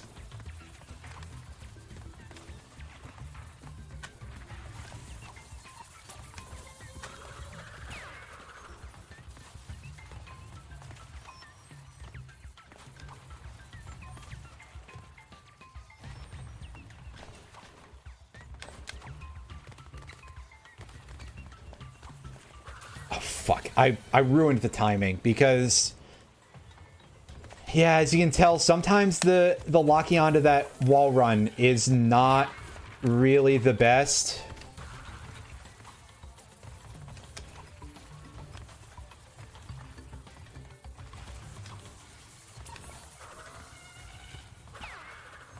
This level is beating my ass, but mostly because I'm, like, bad at video games.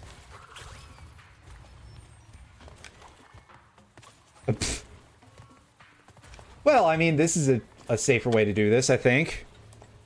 Just get on top of the wall run sections. Yeah, let's let this freak have a moment of that, and get over here.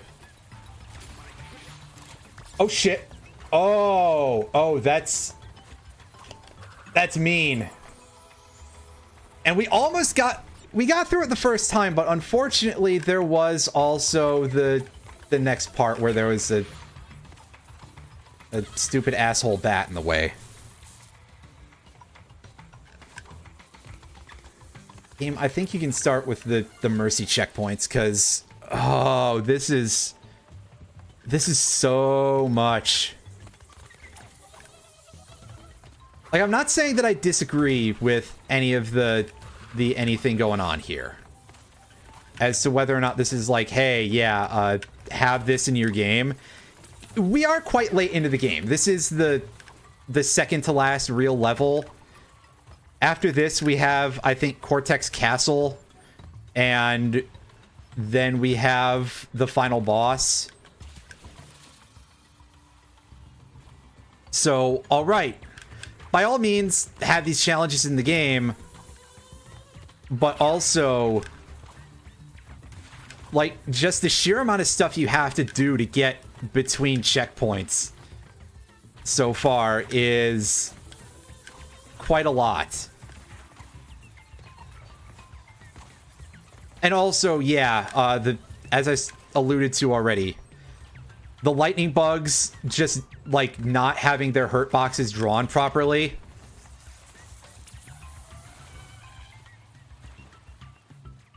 Is kind of awful.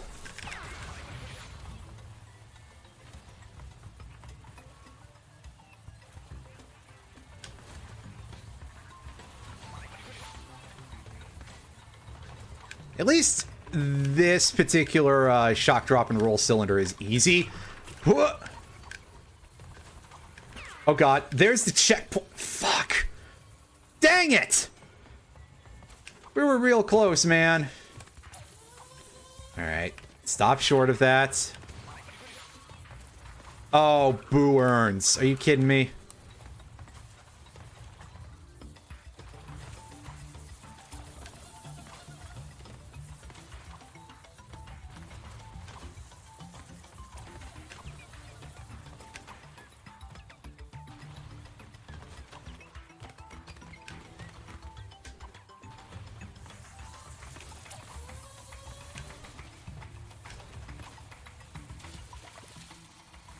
Oh, I was just so off there. I think I just kind of got thrown off from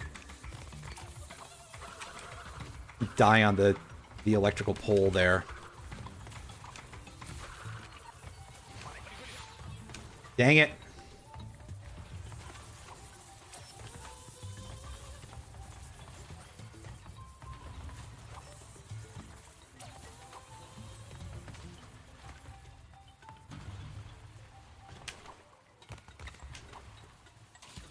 Oops. Press that second jump a little too early. You don't even really need to do a double jump in order to reconnect between wall jumps. I've just been doing it out of, like, because that's how my brain was wired up for some reason.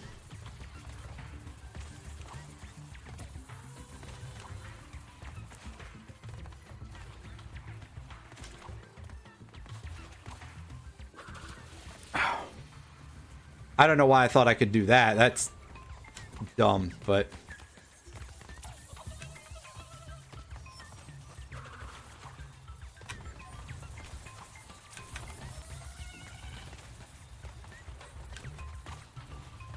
yeah, let that go.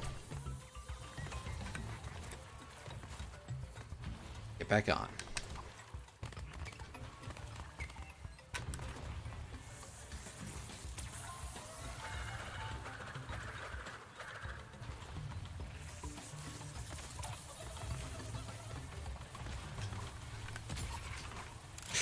Oh, get off of that as fast as possible. Oh. Just plow through things. We have 2 masks. And checkpoint. And this is pointless. Why am I getting on this? Because I didn't know that was what was there.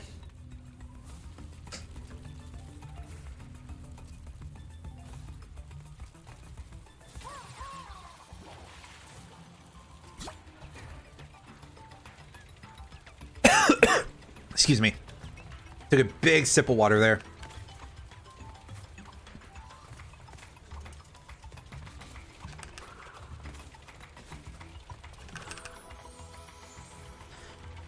Oh, boy. Don't like what I'm seeing here too much.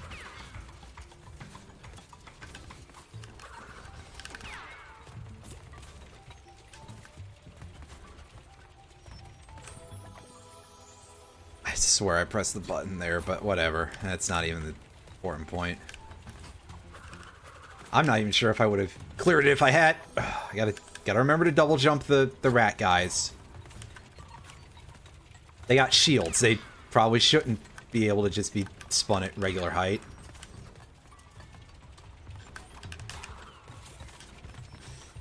Oh. Oh, hell.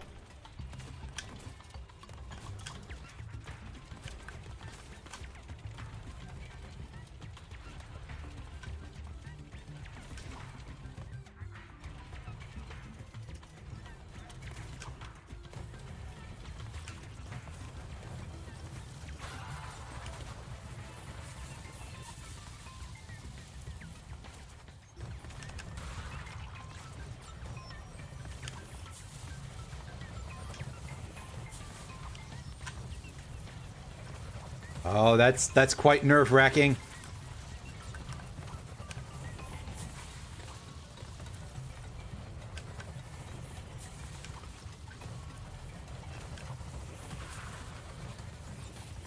Let me tell you, folks, this is actually kind of terrifying. But we got out of there. To prove myself. Mother's name, Sharon. Childhood pet, frog with googly eyes. Favorite food, buttered noodles. Butter on the side. Rock with googly eyes. Oh, pet rocks. Those are a thing that existed. And possibly still do.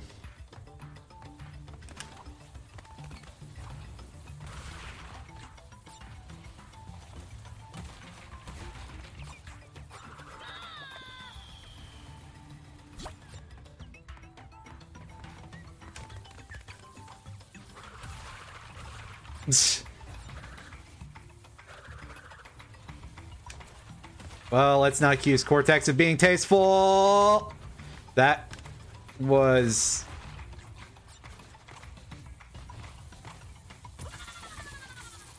As rough as what that was.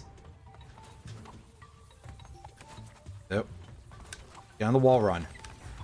I feel like that should probably be a different button, personally, but you know, they were kind of starved for choice on that. It's the Nintendo Switch. It only has 4 face buttons and 4 shoulder buttons. You know, they gotta put the power trigger on 2 buttons.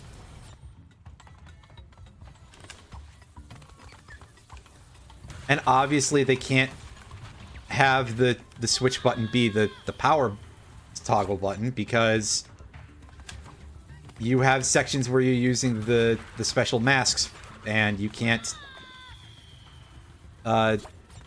just do that. Which, to be fair, I get it, but also I don't know if that's something that I want to have as a design element anyway, because, yeah, it's a little bit on the jank side, but fuck! Can I stop landing on the... There's plenty of space there for me to not land on the crates, and there's plenty of space for the game to not, like, fuck out on this.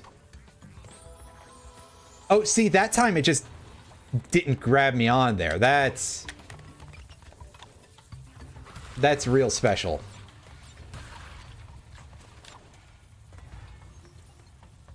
Alright. Vault over that, and...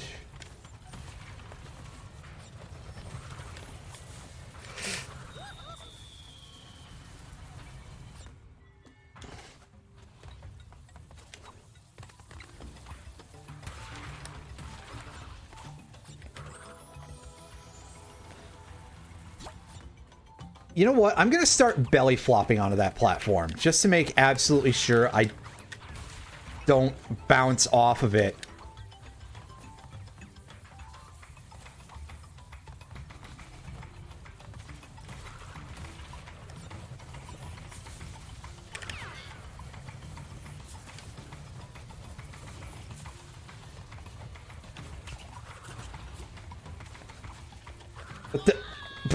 Uh-huh?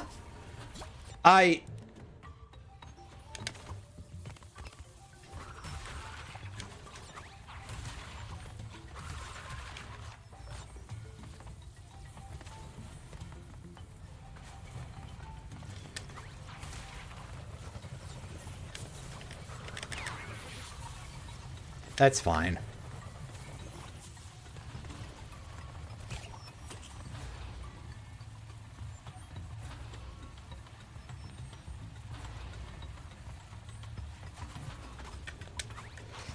No! Crap! That is what you're supposed to do, although that's definitely set up in a way where... Fuck off, game! Fuck off! I'm doing what I'm supposed to here!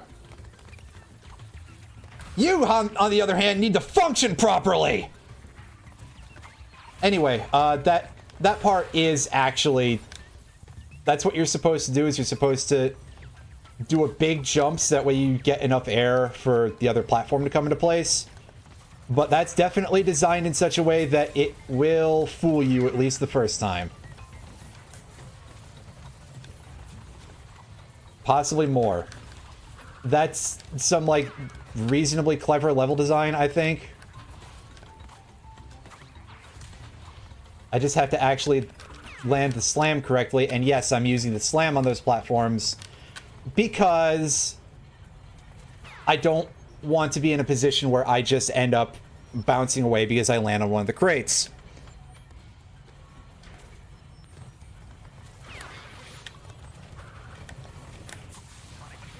Shit. Well, I screwed that up real good and proper.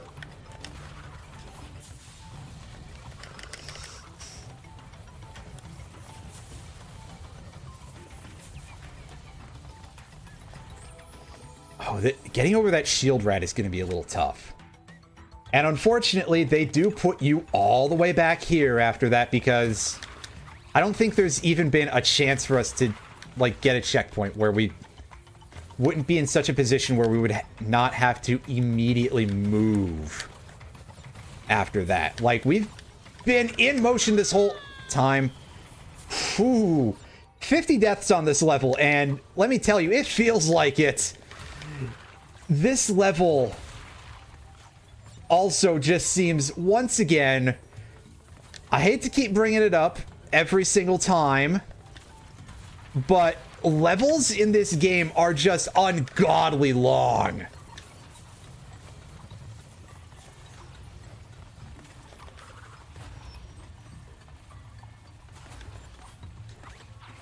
No, you're fucking kidding me, dude.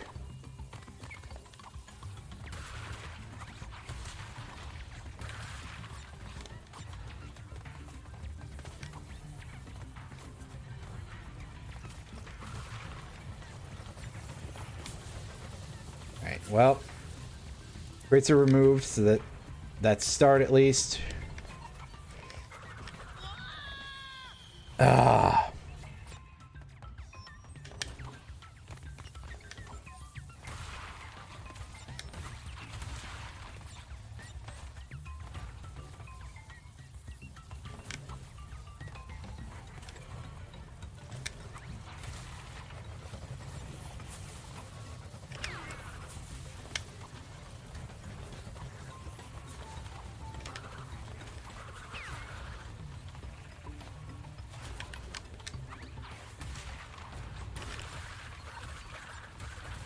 Yeah, we've just been in motion this whole time, so there's like nowhere for the game to reasonably put a mercy checkpoint at either, which, you know, again, I think that part of the point that I keep saying about all these levels are too long is that sometimes a thing has to end, man.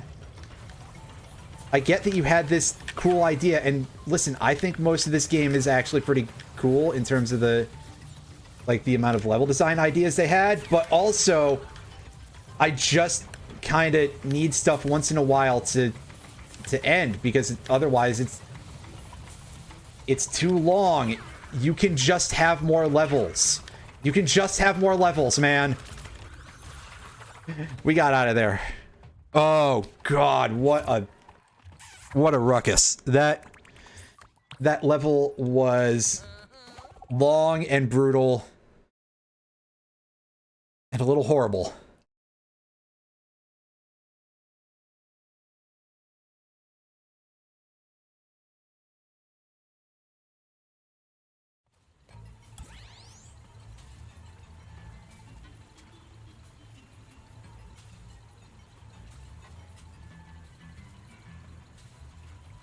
Anyway, Vortex Castle. This should be our last regular level for us to be followed up with a final boss very soon.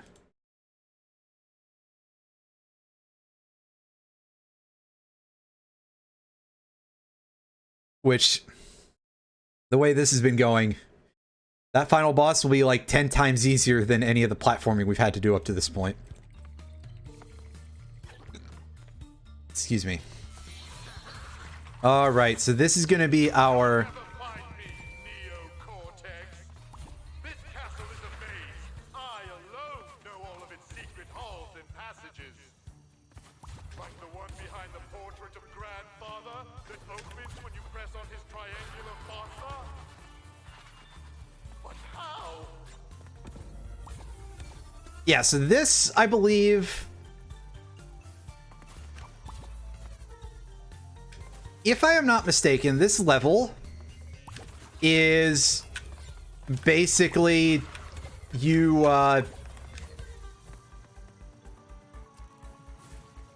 you toggle between all of the masks, basically. As sort of like here's your final exam for, do you know the funny gimmicks that the game has? Oh. Well, that was unexpected. I couldn't see what exactly that enemy was, to be honest with. Wait, didn't those not spawn last time, or was I... Oh no, they're offset. It just didn't look like it.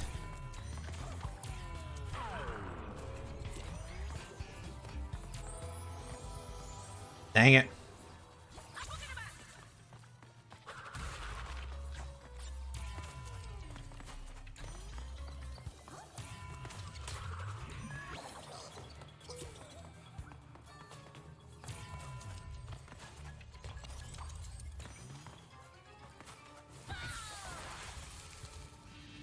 No, I jumped way too shallow there. Whoops.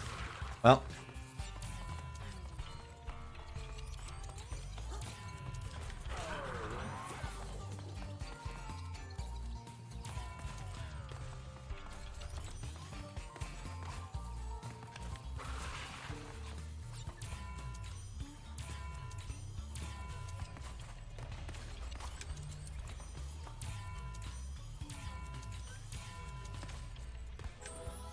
Shit. That was bad. I really did just like miss that and just kind of not do anything else after that point.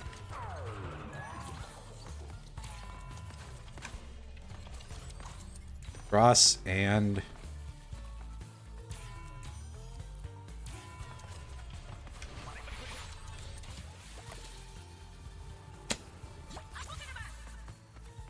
now I'm just playing badly. Like, I understand what I gotta do here. The least I could do is actually do it correctly.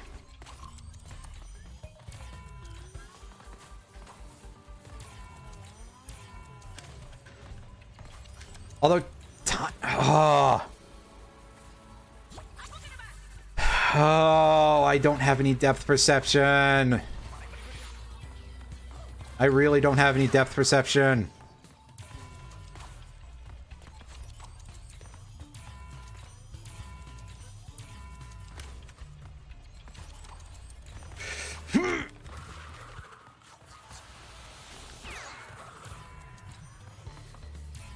Alright, what am I looking at here?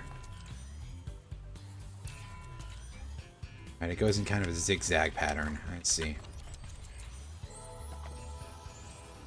And that's death. I don't know on what, but...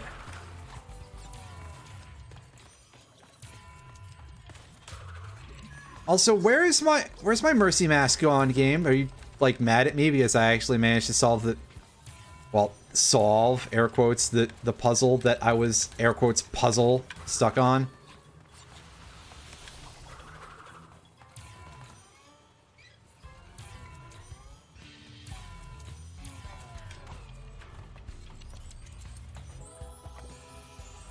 Oh, I think it's just moving, like, way too fast for me there, because of reasons. So it sort of comes down to just, like, you have to pause and unpause at the right times. And that time again, just bad play on my part.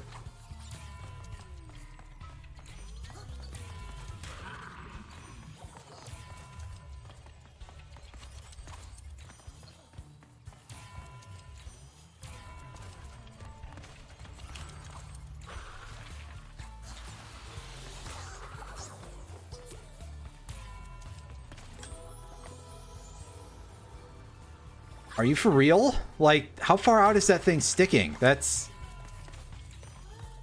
wild.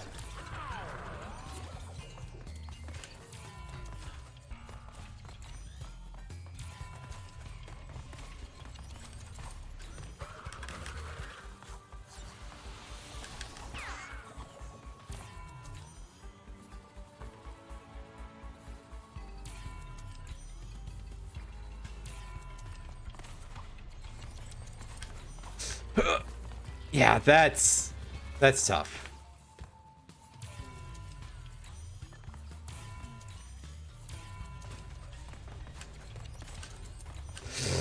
Who?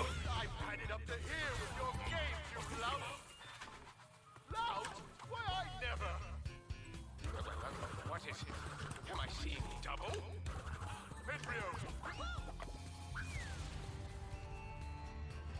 Okay.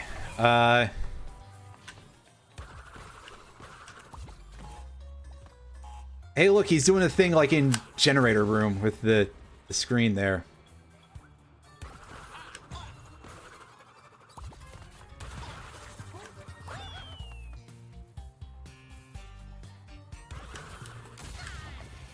Shit.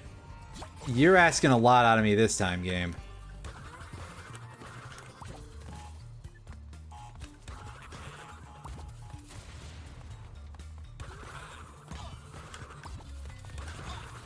At least when it comes to this part. Let's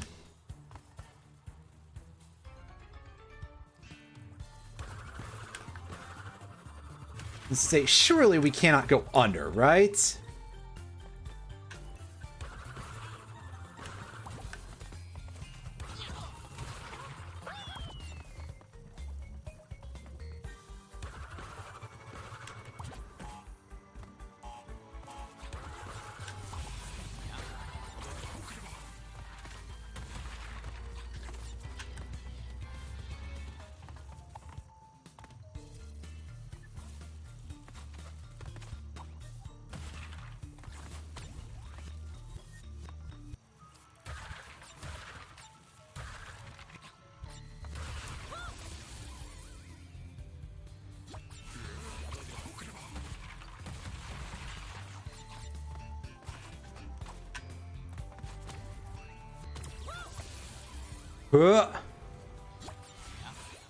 I think I'm gonna hurl.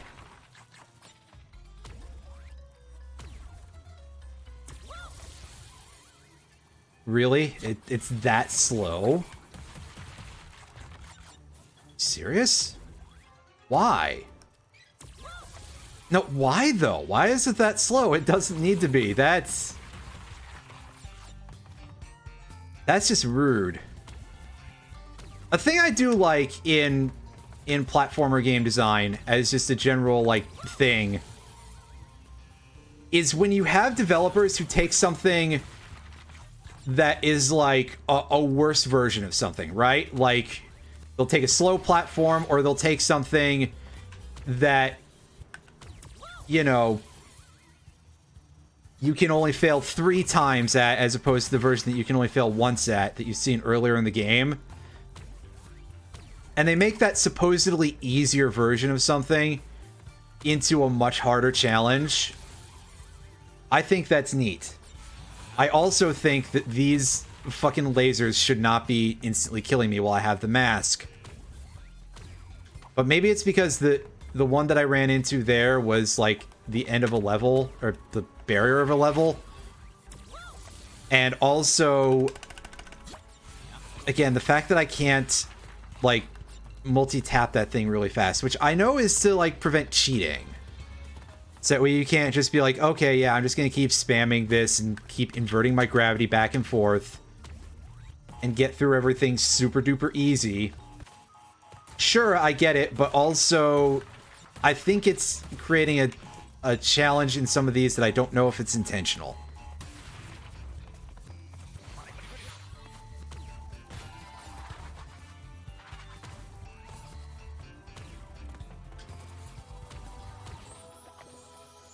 Whoops, I kind of panicked there.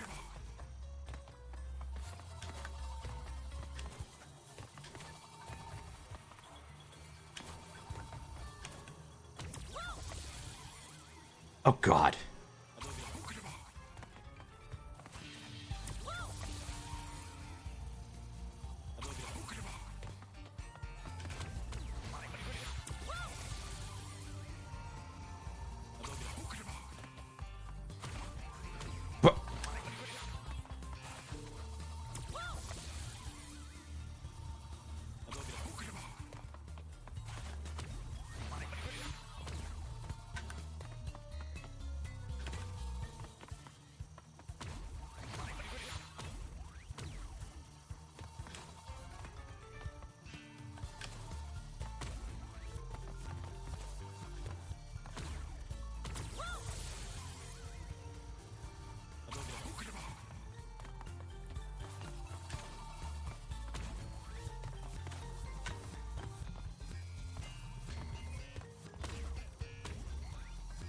These super speed saw blades are really scary. Oh man.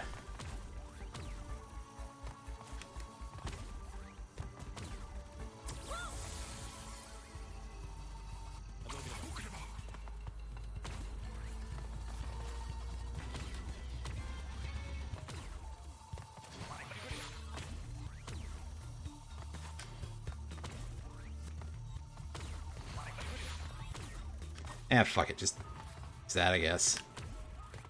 I'm glad they gave me all those pity masks, though, because I was gonna need those.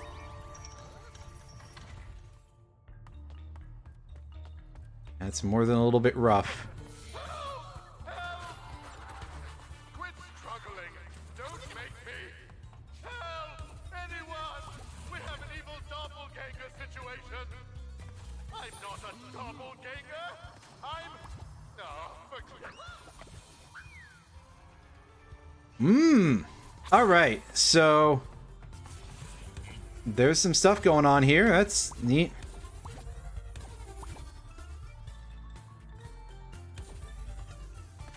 Alright. This... oh, that is... very, very tight. You can make the joke yourself. Hey, can we get on... the like, laser thing? Just try using that? Yeah, there we go. Alright.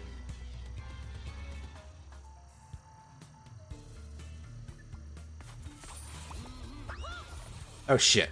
That wasn't very smart of me. I don't know why I felt like I had to do that.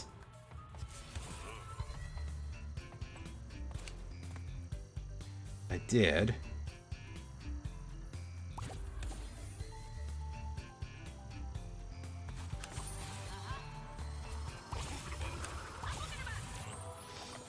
Ooh, oh boy, we are gonna have to... we've got to hit that R2 pretty fast here. Which is real good because I kind of don't do pressing buttons fast very good.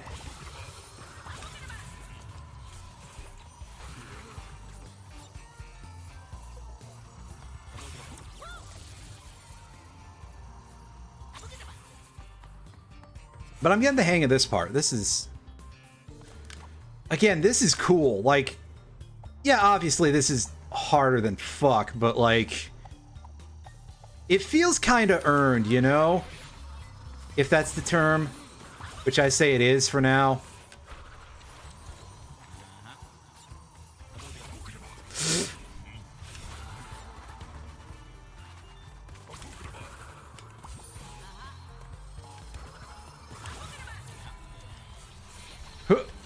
Shit. Well, I'm getting places, I think.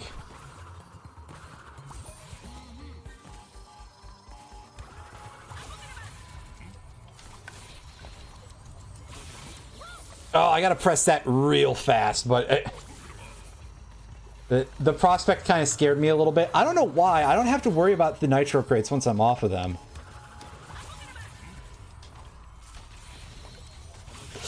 Ugh.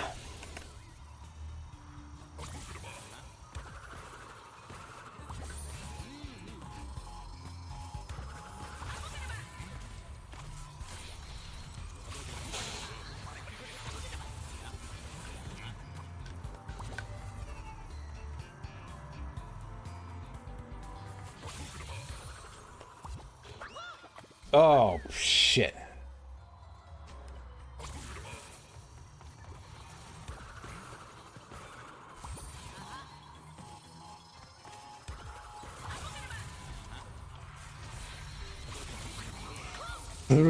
Wait, did I double invert there?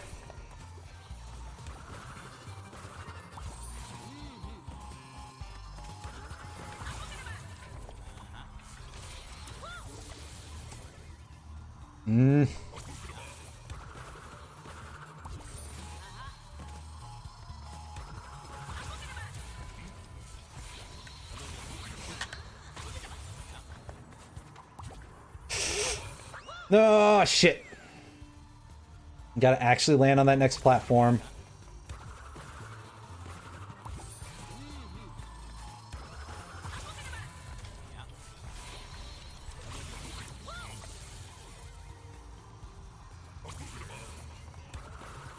Unfortunately, here I am screwing up the things I know how to do already, so... oh, fuck. Thank you for getting me killed there, Kapuna Wa. That's kind of funny, actually.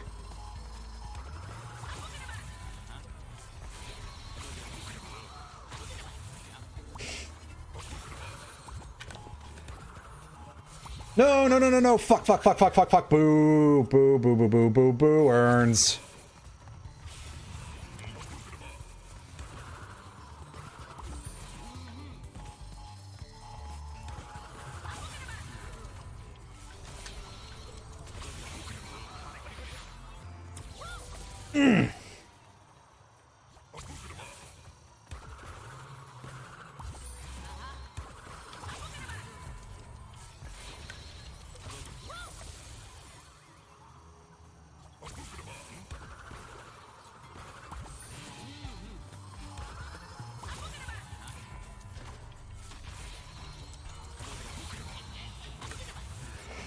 No, crap.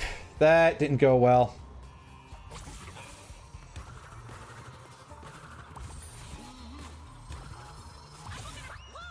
This is one of those places where I've got to imagine that, like, a good speed run would absolutely just be, like, incredible to watch.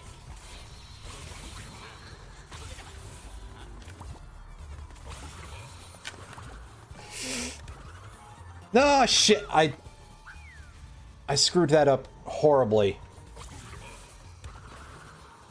As you can tell by the fact that I died.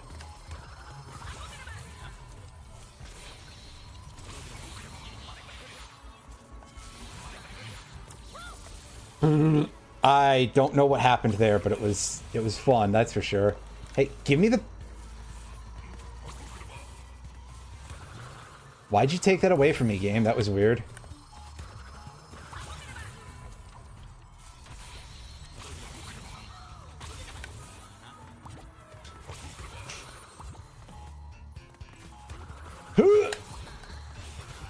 All right. Here we are.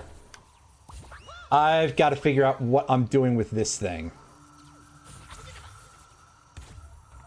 Or they can just give it to me immediately, so that way I don't have to think about it too much. That's good.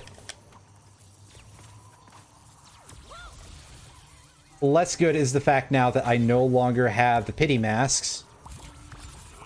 And I gotta remember that that's... I at least wanted to be able to see if that next one is toggled in the same way, game. But okay. It is not. Alright.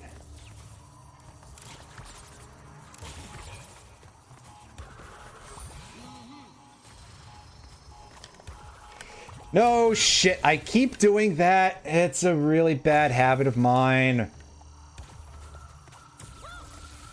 Oop, press the button too early.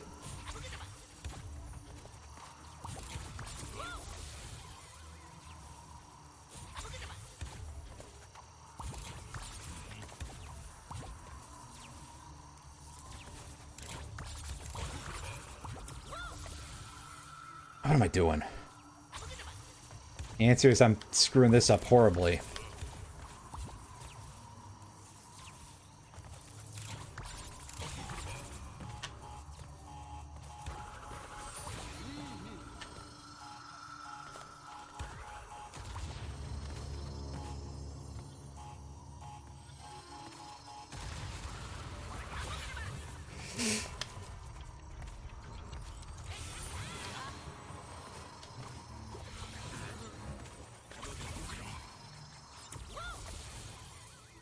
But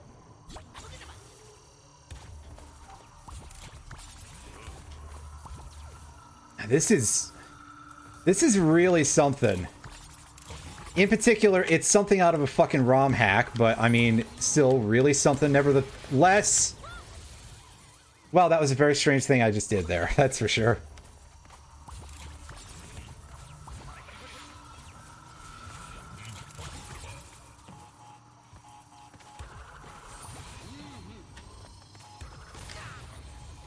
Dang it.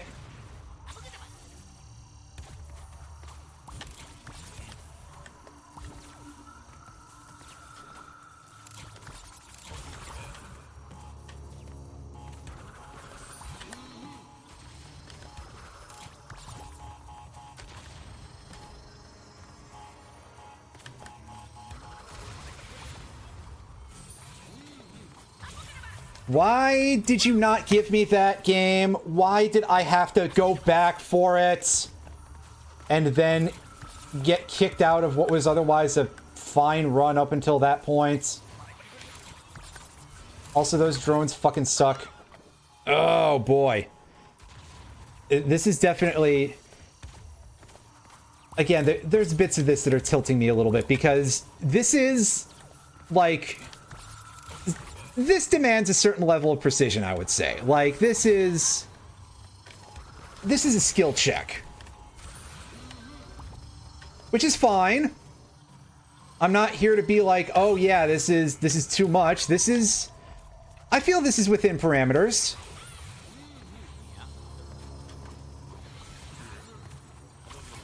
For the most part.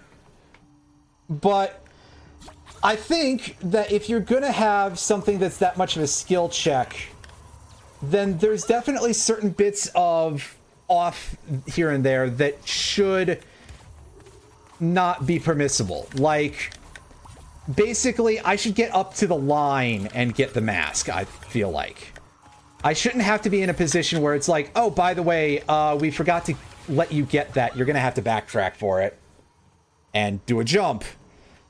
Because that's, well, that's just a little bit weird. I don't know what happened there, because I didn't seem to take damage from that. Or anything else there, but...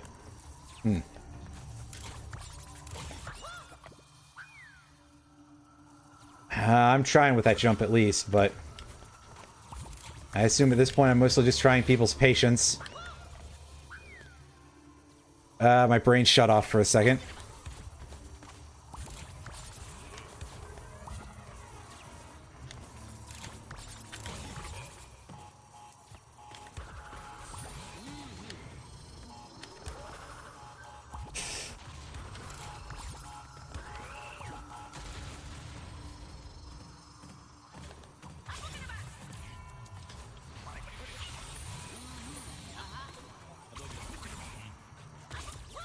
Ugh.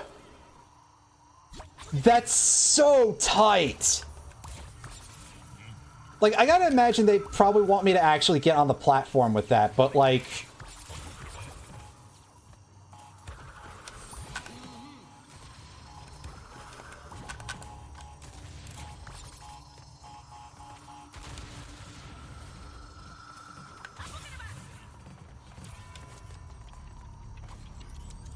Well, that was quite interesting. Whatever happened there. Oof. No! Crap. That's what I get for... I pressed the button way too early because I was expecting to have to. And there I just... Wow, what am I doing?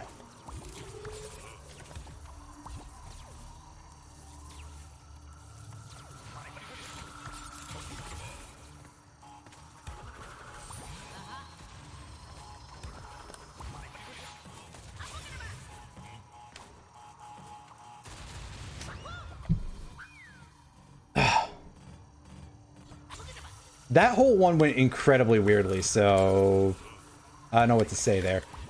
Aside from that's horse shit, I definitely dodged out of that game. But okay, you're the boss, I guess.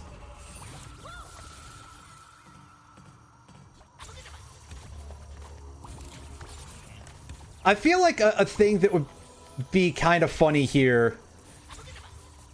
If they're going to make a game that's this heavily reliant on this much sort of, like, trial and error to get these sorts of things, I would enjoy, or at least find funny, like a Super Meat Boy kind of system, where you get to see all of your previous attempts when you're going through.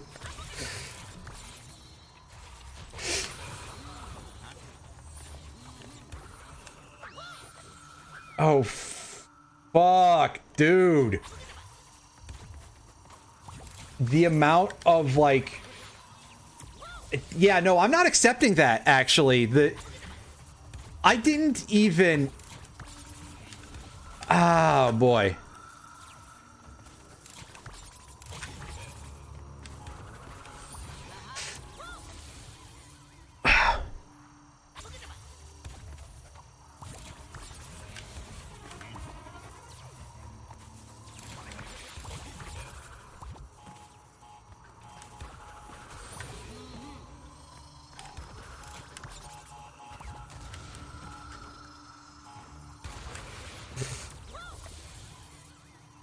I'm playing this like super duper badly, but also there's definitely some things going on here that I'm not like expecting the game to do.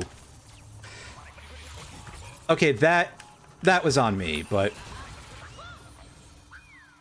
I wasn't expecting to get that kind of forward momentum there either. Ugh.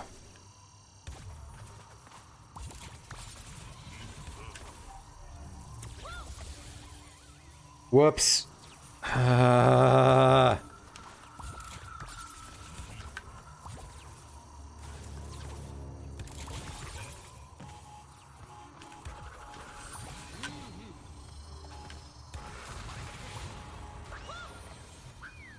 Okay, fine. It would have been fine if we had lost the mask there, but I screwed up the return on that pretty badly.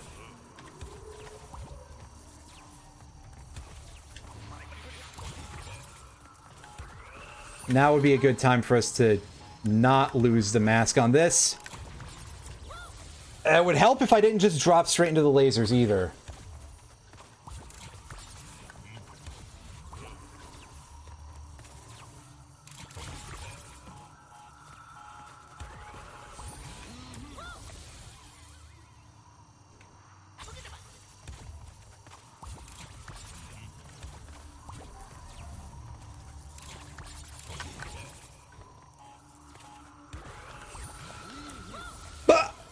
Really? Are you sure about that?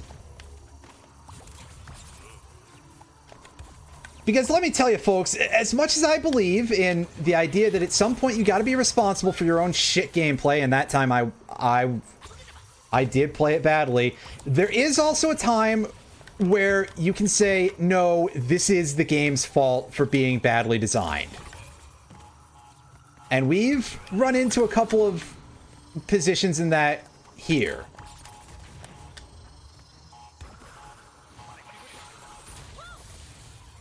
Like whatever went on with that,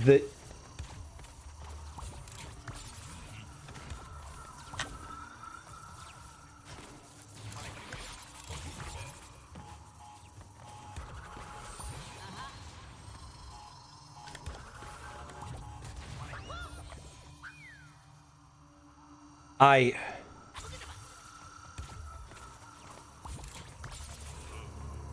am no longer having fun. I thought this was cool at first, but this is just kind of becoming, like, bad. I think bad is the word that would be good for this. Fuck it. It took both of my masks, didn't it? It sure did. No, fuck, god damn it. Fuck, shit, fuck, piss. Shit, fuck, I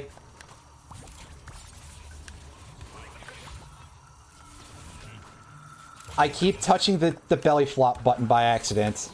And not the one on the bottom of my controller, the one on the top of my controller.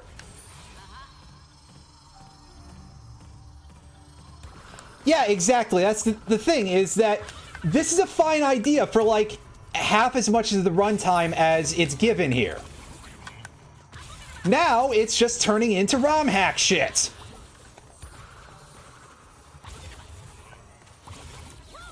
Like, oh yeah, look at this. You just gotta keep mashing the R2. The exit's right there. The exit is right there. We don't need, like, half of this damn puzzle anymore.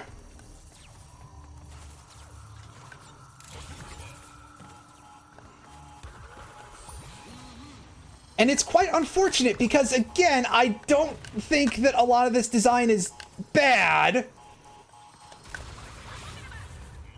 It is perhaps far harder than it needs to be for a game that, again, is aimed at children. Although I guess maybe they'll be like, oh, well, not so much anymore because the game is E10, but... get off of that thing. Fuck you! Fuck you, man!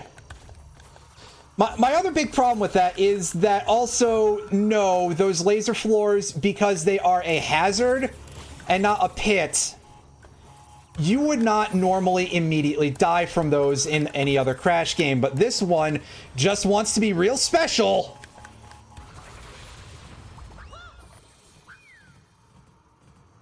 And you can see now, I'm getting quite furious, and it's not because, oh, I've died 90 times. Although, technically that's related. It's more because it shouldn't last long enough for me to die 90 times.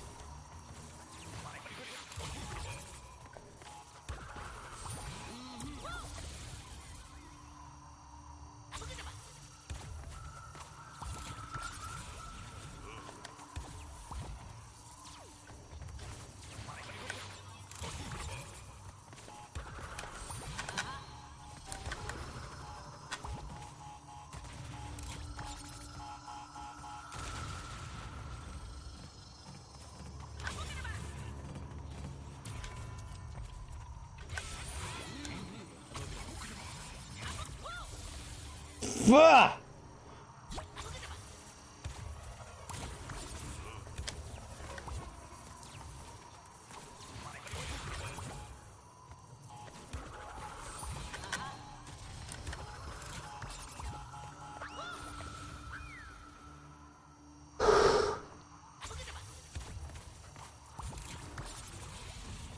I'm kind of curious if the death counter stops after 99 now. Because we're gonna get there. Like, this is absurd, so... Obviously, that's gonna happen, because I'm not good enough to...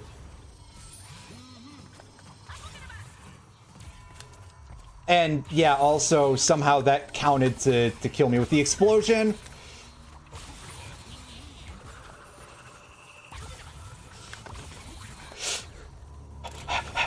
Never mind, we actually somehow pulled it off right after I said we're gonna break that number. We somehow did not. But, whew boy, that was exhausting. But this is it, gang. After this should just be the final boss. So we can be done with this, and on Wednesday I can play something that sparks joy.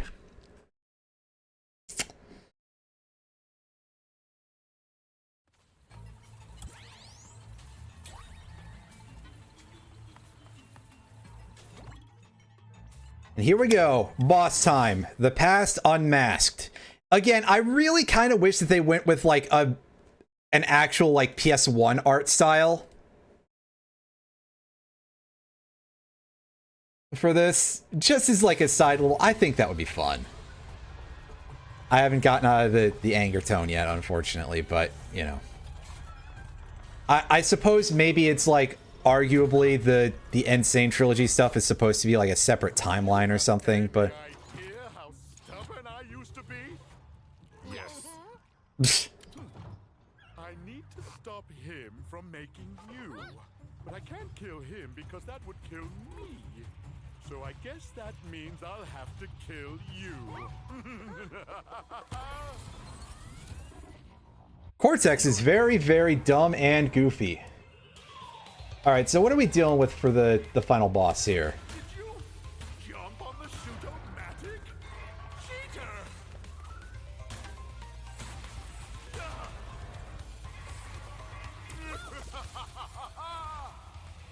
Yoink. Okay, so far this is like fairly grokkable. Did you jump on the shoot-o-matic?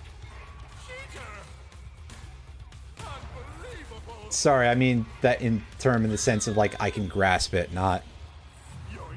Unfortunately, some fucknut has been Did you jump on the shoot-o-matic? changing the meaning of that word, but anyway, yeah. Unfortunately, no Clancy Brown anymore, but Cortex is instead voiced by Lex Lang, and he does a very good job as Cortex. He is definitely hamming it up and having Except non-existent. a fair bit of fun here. Okay, so I don't exactly know what happened there. Is he like... Okay. He's just making the things face in and out. Okay. That seemed really weird because I thought it was like, oh, is he just like producing death waves because I got hit by those, and yeah. It seemed a little bit weird, but no, this is kind of just like Entropy version 2.0, which is funny because we already had Entropy version 2.0, so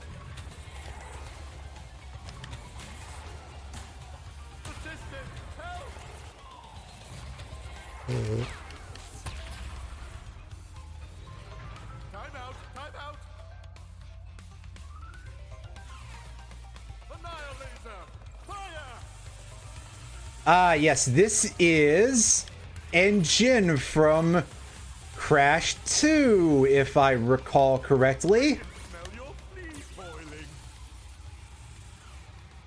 That's really gross, dude. I also don't know when I'm, like, able to attack him. I'm probably gonna have to deal with a whole attack pattern here, but it could be anything, right? It could just be, well, you've got to just lean in and get him at the right time. What's the matter? Afraid to hurt? Annihilator! Fire! I'm curious if I can double jump over the mid laser and that'll be that, because otherwise that looks really tight. I can smell your fleas boiling.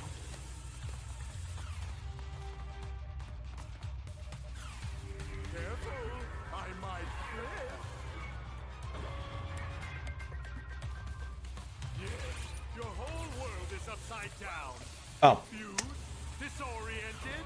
well, that definitely ruined my ability to tell how high that laser was, so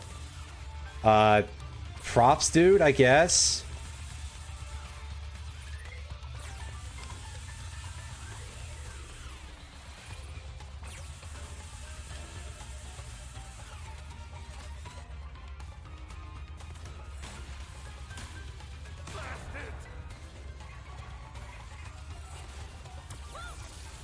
Ah, crap.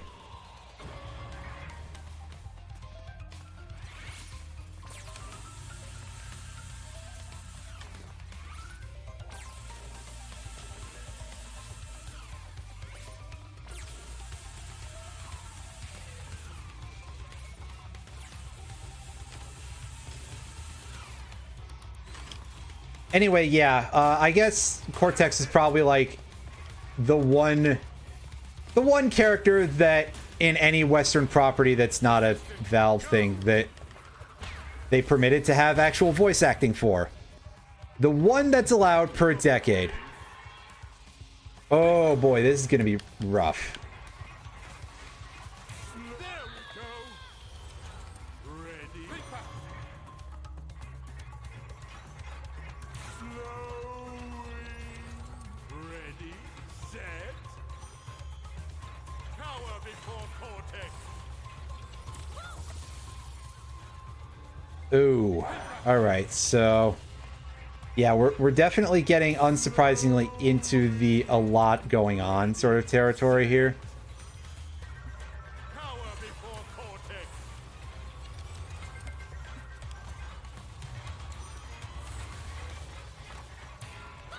Shit! Alright, go for the diagonal at that point, I guess. Ready, set. Cower before Cortex.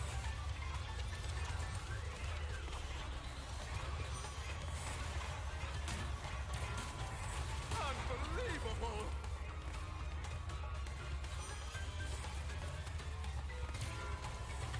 Superb.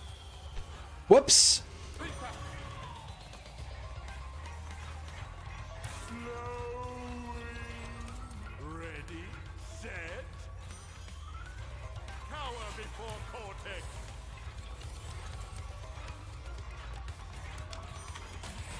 2, 3.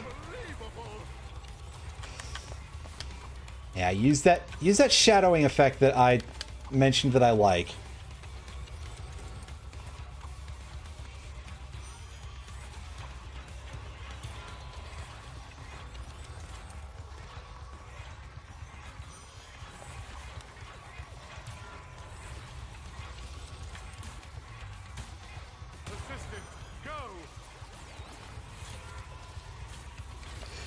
Whoa, whoa, whoa, whoa, whoa, what? Well, we somehow managed to rescue that. I'm shocked, actually. Alright, so what's he gonna do? Is he gonna just send his...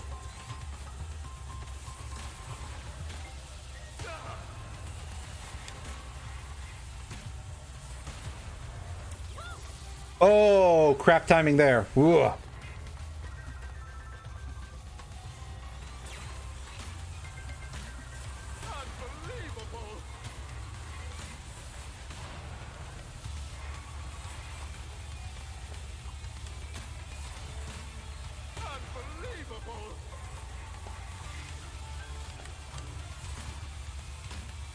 Three.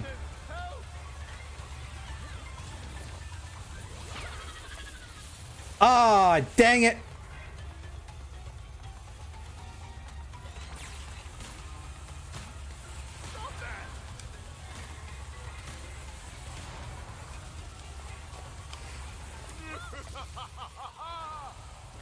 Man, I'm a little upset now because I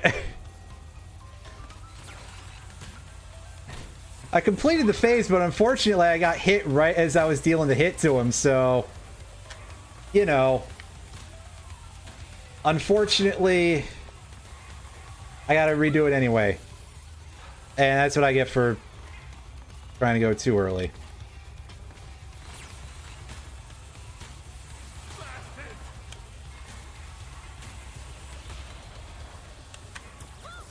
Ugh.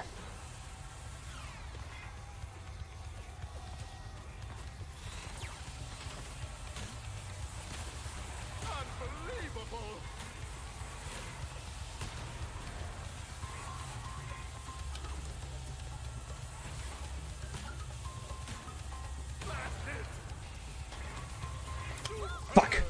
Interestingly, the timing on the electric thingies is all offset a little bit. So like the two at the sides are not firing at the exact same time. I think that's an interesting little detail of things.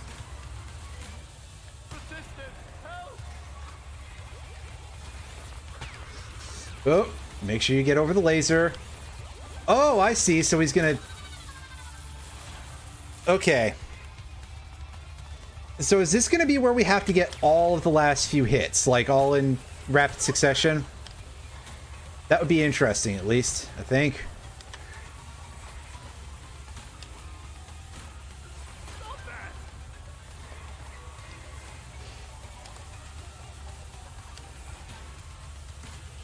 Three.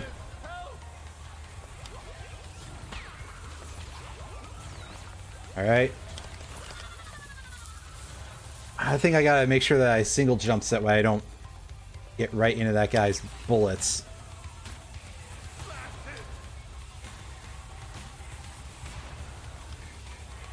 No! I was pretty close to landing on that third panel and just having a pretty good combo going.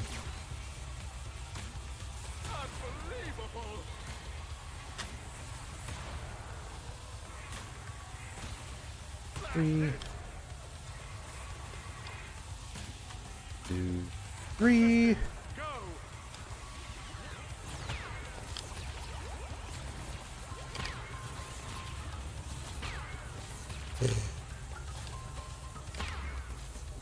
And is that it?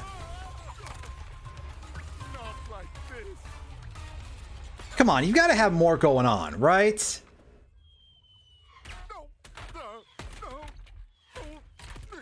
It's just like when you fail to get a crystal in Crash 1.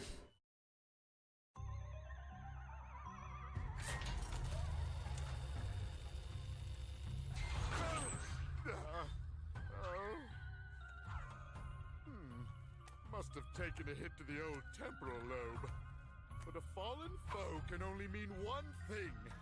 It came to blows, and I won! My new general's first order of business will be to dispose of you. Suck it, Cortex. Than ever before. Quickly, into the vortex. But Dr. Cortex The Cortex Vortex? is not ready. We have Hey. no idea what it could do. Failure again. Explains a lot. Stay. What are you going to do to me? Looks like somebody needs a little time out.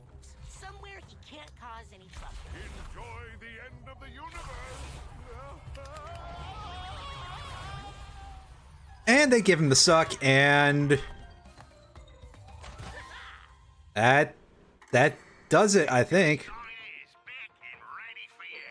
Say good day to delectable dishes inspired by my interdimensional travels. Enjoy the breeze with our innovative 3-in-1 dining room design.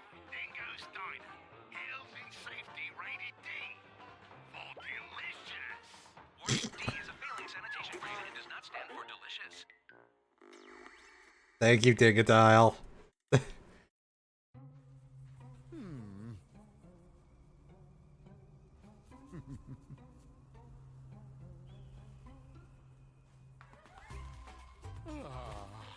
Peace at last.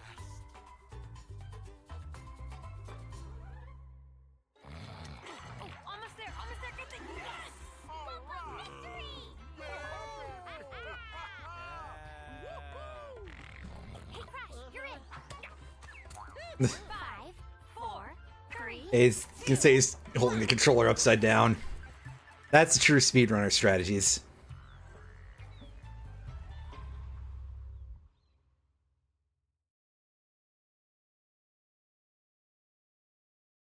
I was gonna say that's a strange picture, but oh right, okay, because I guess that the voice actor passed on during This game During has been that, worked well, to mention any similarities to any marsupials talking that's very unfortunate. hybrids or evil science Anyway, shaped heads. that's Crash 4.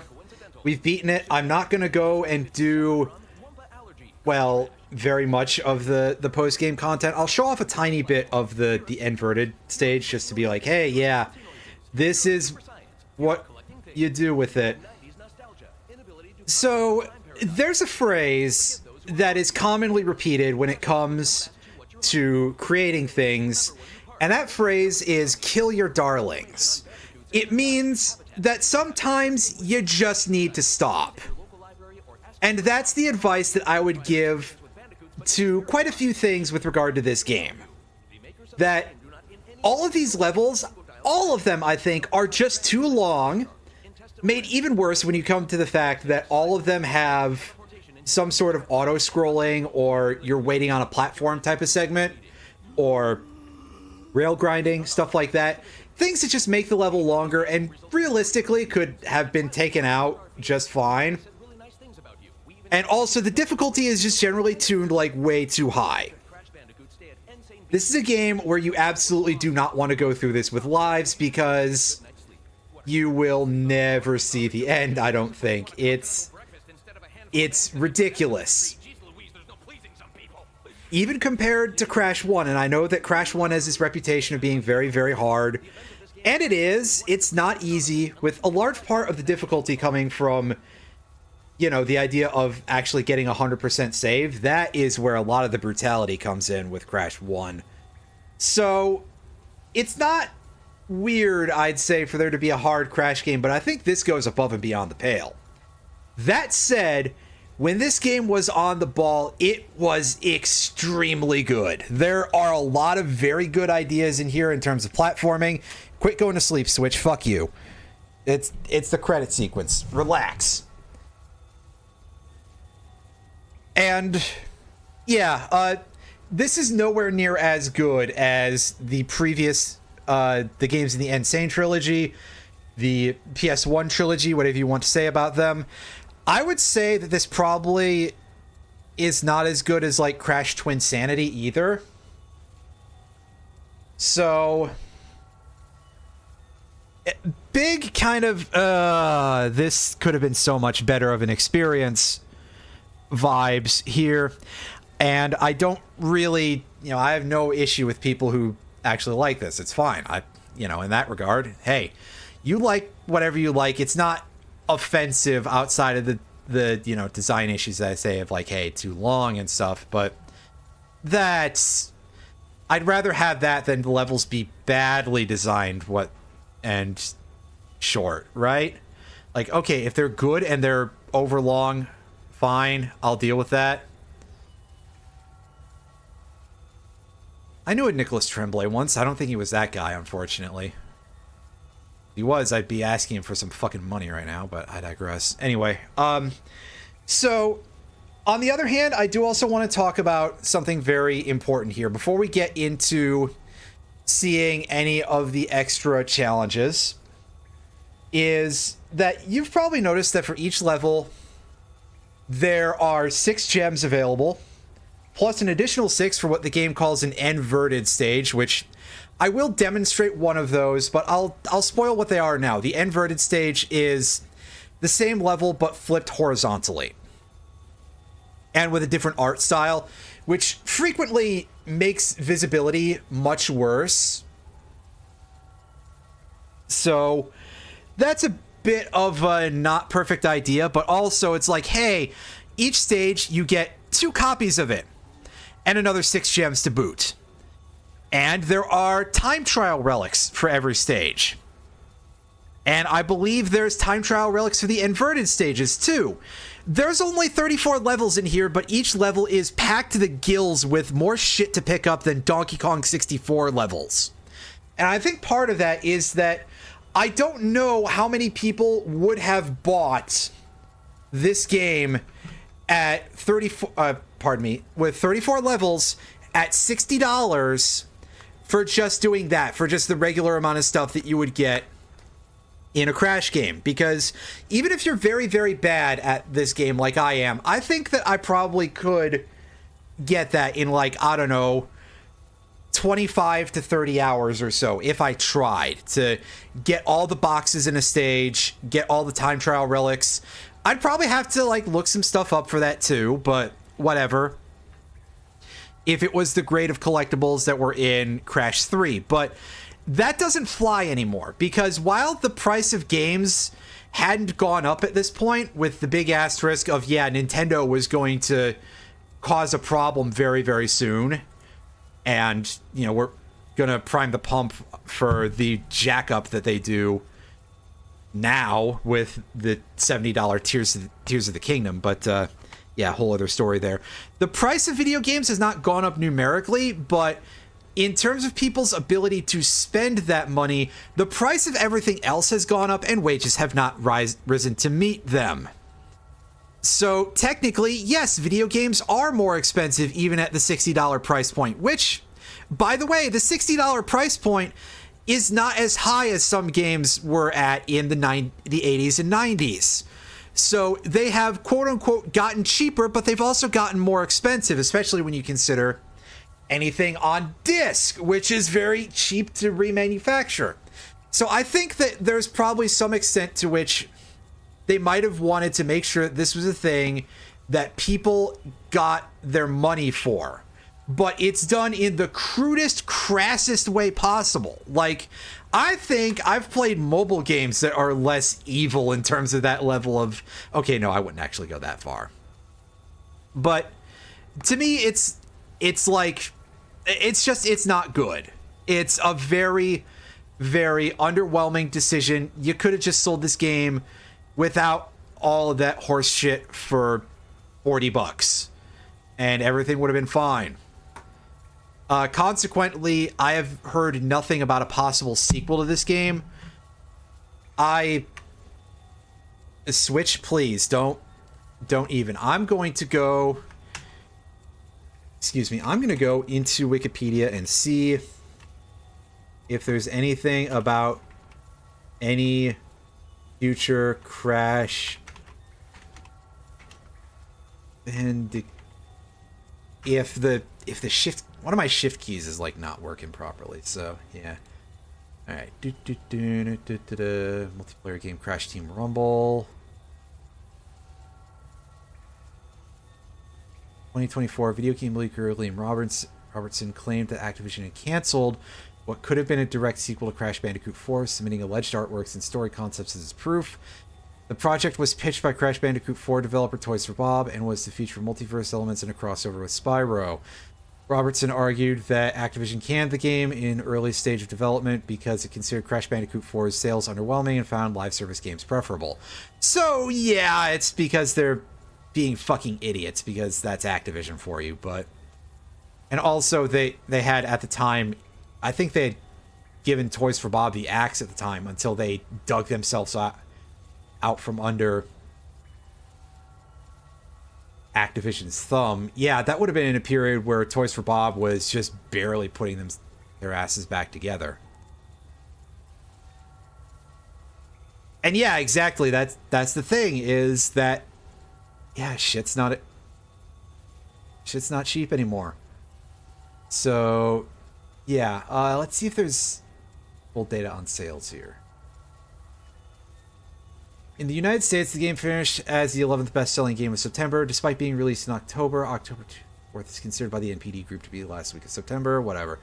Rose to 10th place, but the game sold 402,000 units digitally in its first month, a lower figure than those of the recent remastered titles. By comparison, Insane Trilogy sold 520,000 in the last day of June 2017, and Crash Team Racing Nitro Fueled sold 552,000 throughout June 2019. However, they know that the game's first month earnings were the highest for a contemporary Crash title due to its higher price tag. Of course, yeah.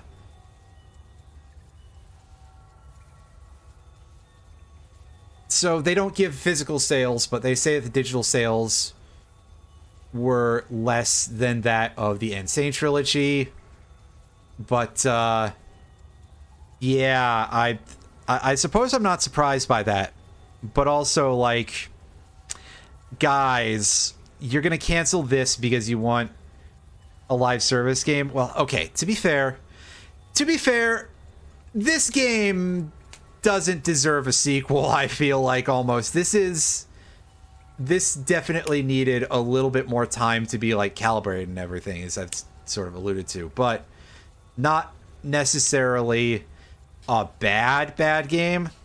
And yeah, you are correct that there truly is not music here. This is like just ambiance. There's more going on when you pause the game in Wario World, all right? And that has like some of the most annoying music in the entirety of video games on the pause screen. But let's just press back. Who cares about the credits anymore? And yeah, so I don't know why that's so incredibly barren as a bit of title, bit of background card there. While running, tap the Y button 3 times in a row to attack in a wider radius and seriously boost your speed. Give it a spin in time trials. Ah, good, yes, because the regular Crash Dash wasn't good enough. Now time trials also have to be like a fucking speedrun level. Hey, yeah, make sure you know how to do these inputs with fighting game timings. There's still so much to do. I'm sorry, I don't fucking care, dude. I'm gonna go back to a different level here, and we're gonna take a brief look at one of these inverted stages, just for the purposes of being able to say we did.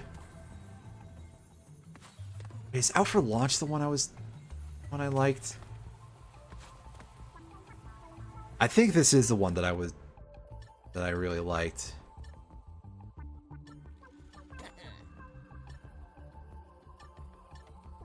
Oh yeah, hey, beat the game and you get skins of your characters in casts.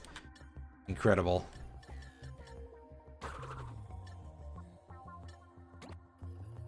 Oh. Yeah, we're going with regular style Crash. But let's just take a brief look at an inverted level. So that way you can see what I'm talking about how this is... Well, it could be a lot lazier because they do, like, redo some of the art assets and stuff, but also, like, come on, this is what you're gonna do, is you're just gonna be like, hey, it's the same level, but it's flipped. Oh, this doesn't feel like we picked one that was all that interesting looking. Ooh, boy. I swear they're not all this awful.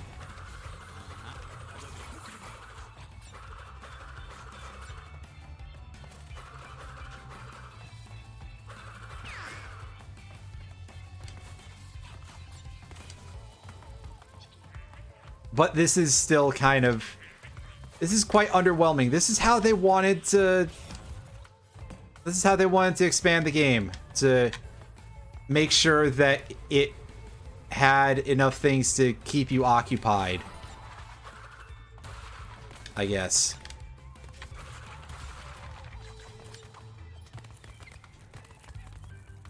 This is what you would call a choice, I suppose.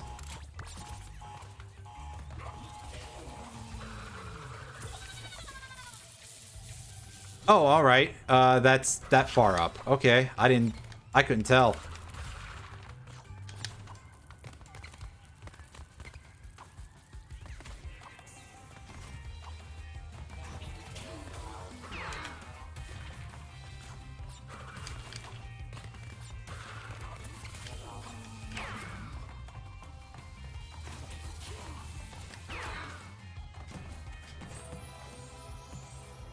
Also, there's sort of a double layer of underwhelming here because, like, I suppose the trick is supposed to be that this ruins your muscle memory, right? That's part of what the reason why you'd have this sort of horizontal inversion.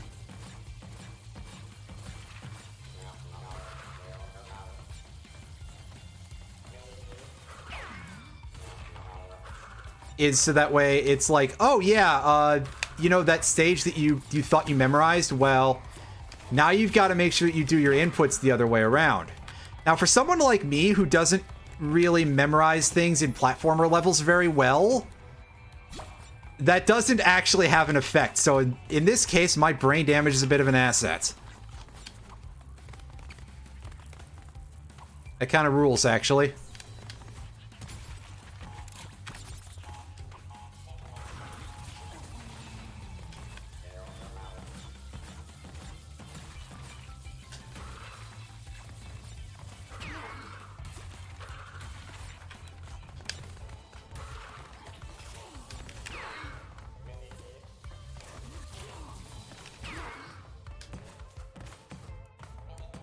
Oh, that seems like it shouldn't have let me live, but okay.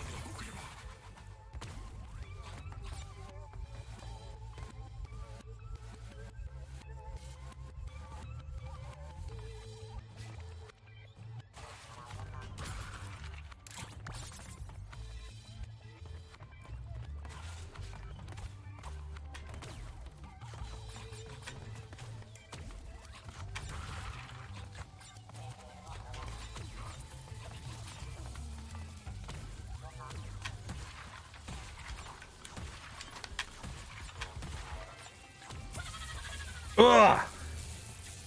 That's always kind of the worst. Well, whatever. At this point, again, it's not like this is gonna be so much of a thing where I bother to collect all this stuff. Again, unless... This would probably be like... So I've mentioned before that if I were to, like, get a little bit more off the ground, I would absolutely try to set up a thing where it's like, okay, part of the sub-goals, you have, like, torture games that I'd play through if I get, like, large amounts of anything. Stuff that would be, like, really disgustingly hard. And I feel like doing this as, like, a full 100% playthrough, that would have to be, like... sort of the next level torture game, right? That would have to be like the, hey, I can pay bills off of these subs kind of thing.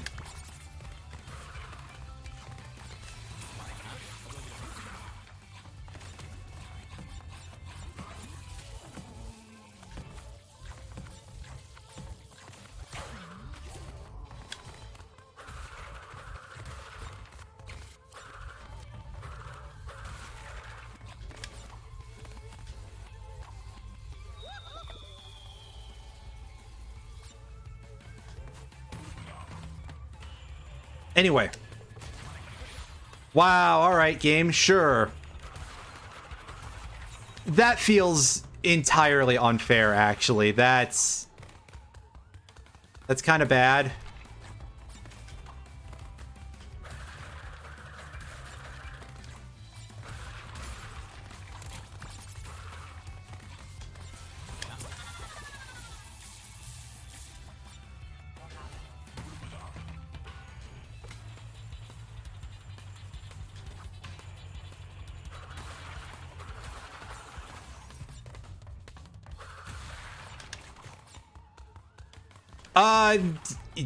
Yes, there's some sort of like different name for them in the inverted levels, but I don't know what it is offhand because I forgot.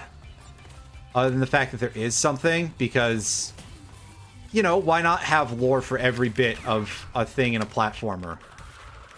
You know, all this story that nobody is going to read, right?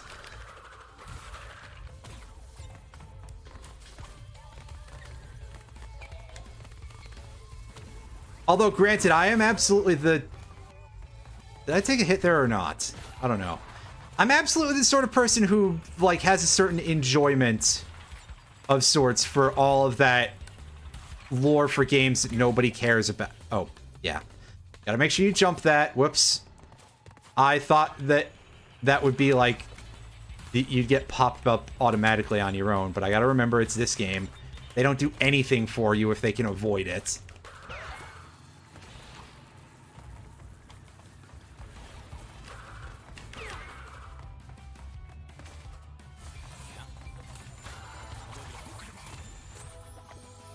Wow.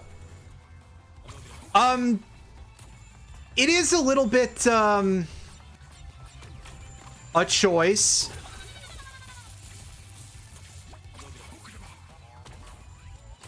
But yeah, as to whether or not any of these art style changes that they do with the inverted levels are actually good, I'm not confident, but, like, okay, they made a lot of effort fucking things up hilariously.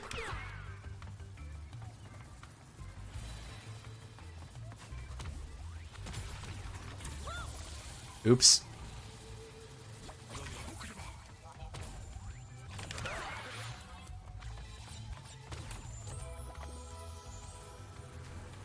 I didn't even see that I'd had the pity mask that time the first time, so...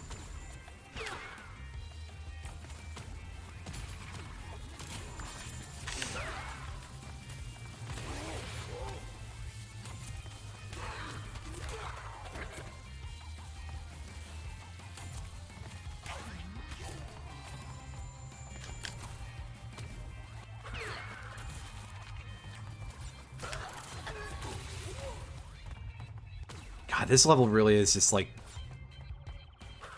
forever. But that's true of every level in this game. But also, I genuinely forgot, like, every part of this after that second rail. I thought it ended there, and that would have been a fine ending for it. But also, nothing in this game can ever be the appropriate length. Yes, there's quite a few jokes that could be made there, too, but... that one's up to you guys.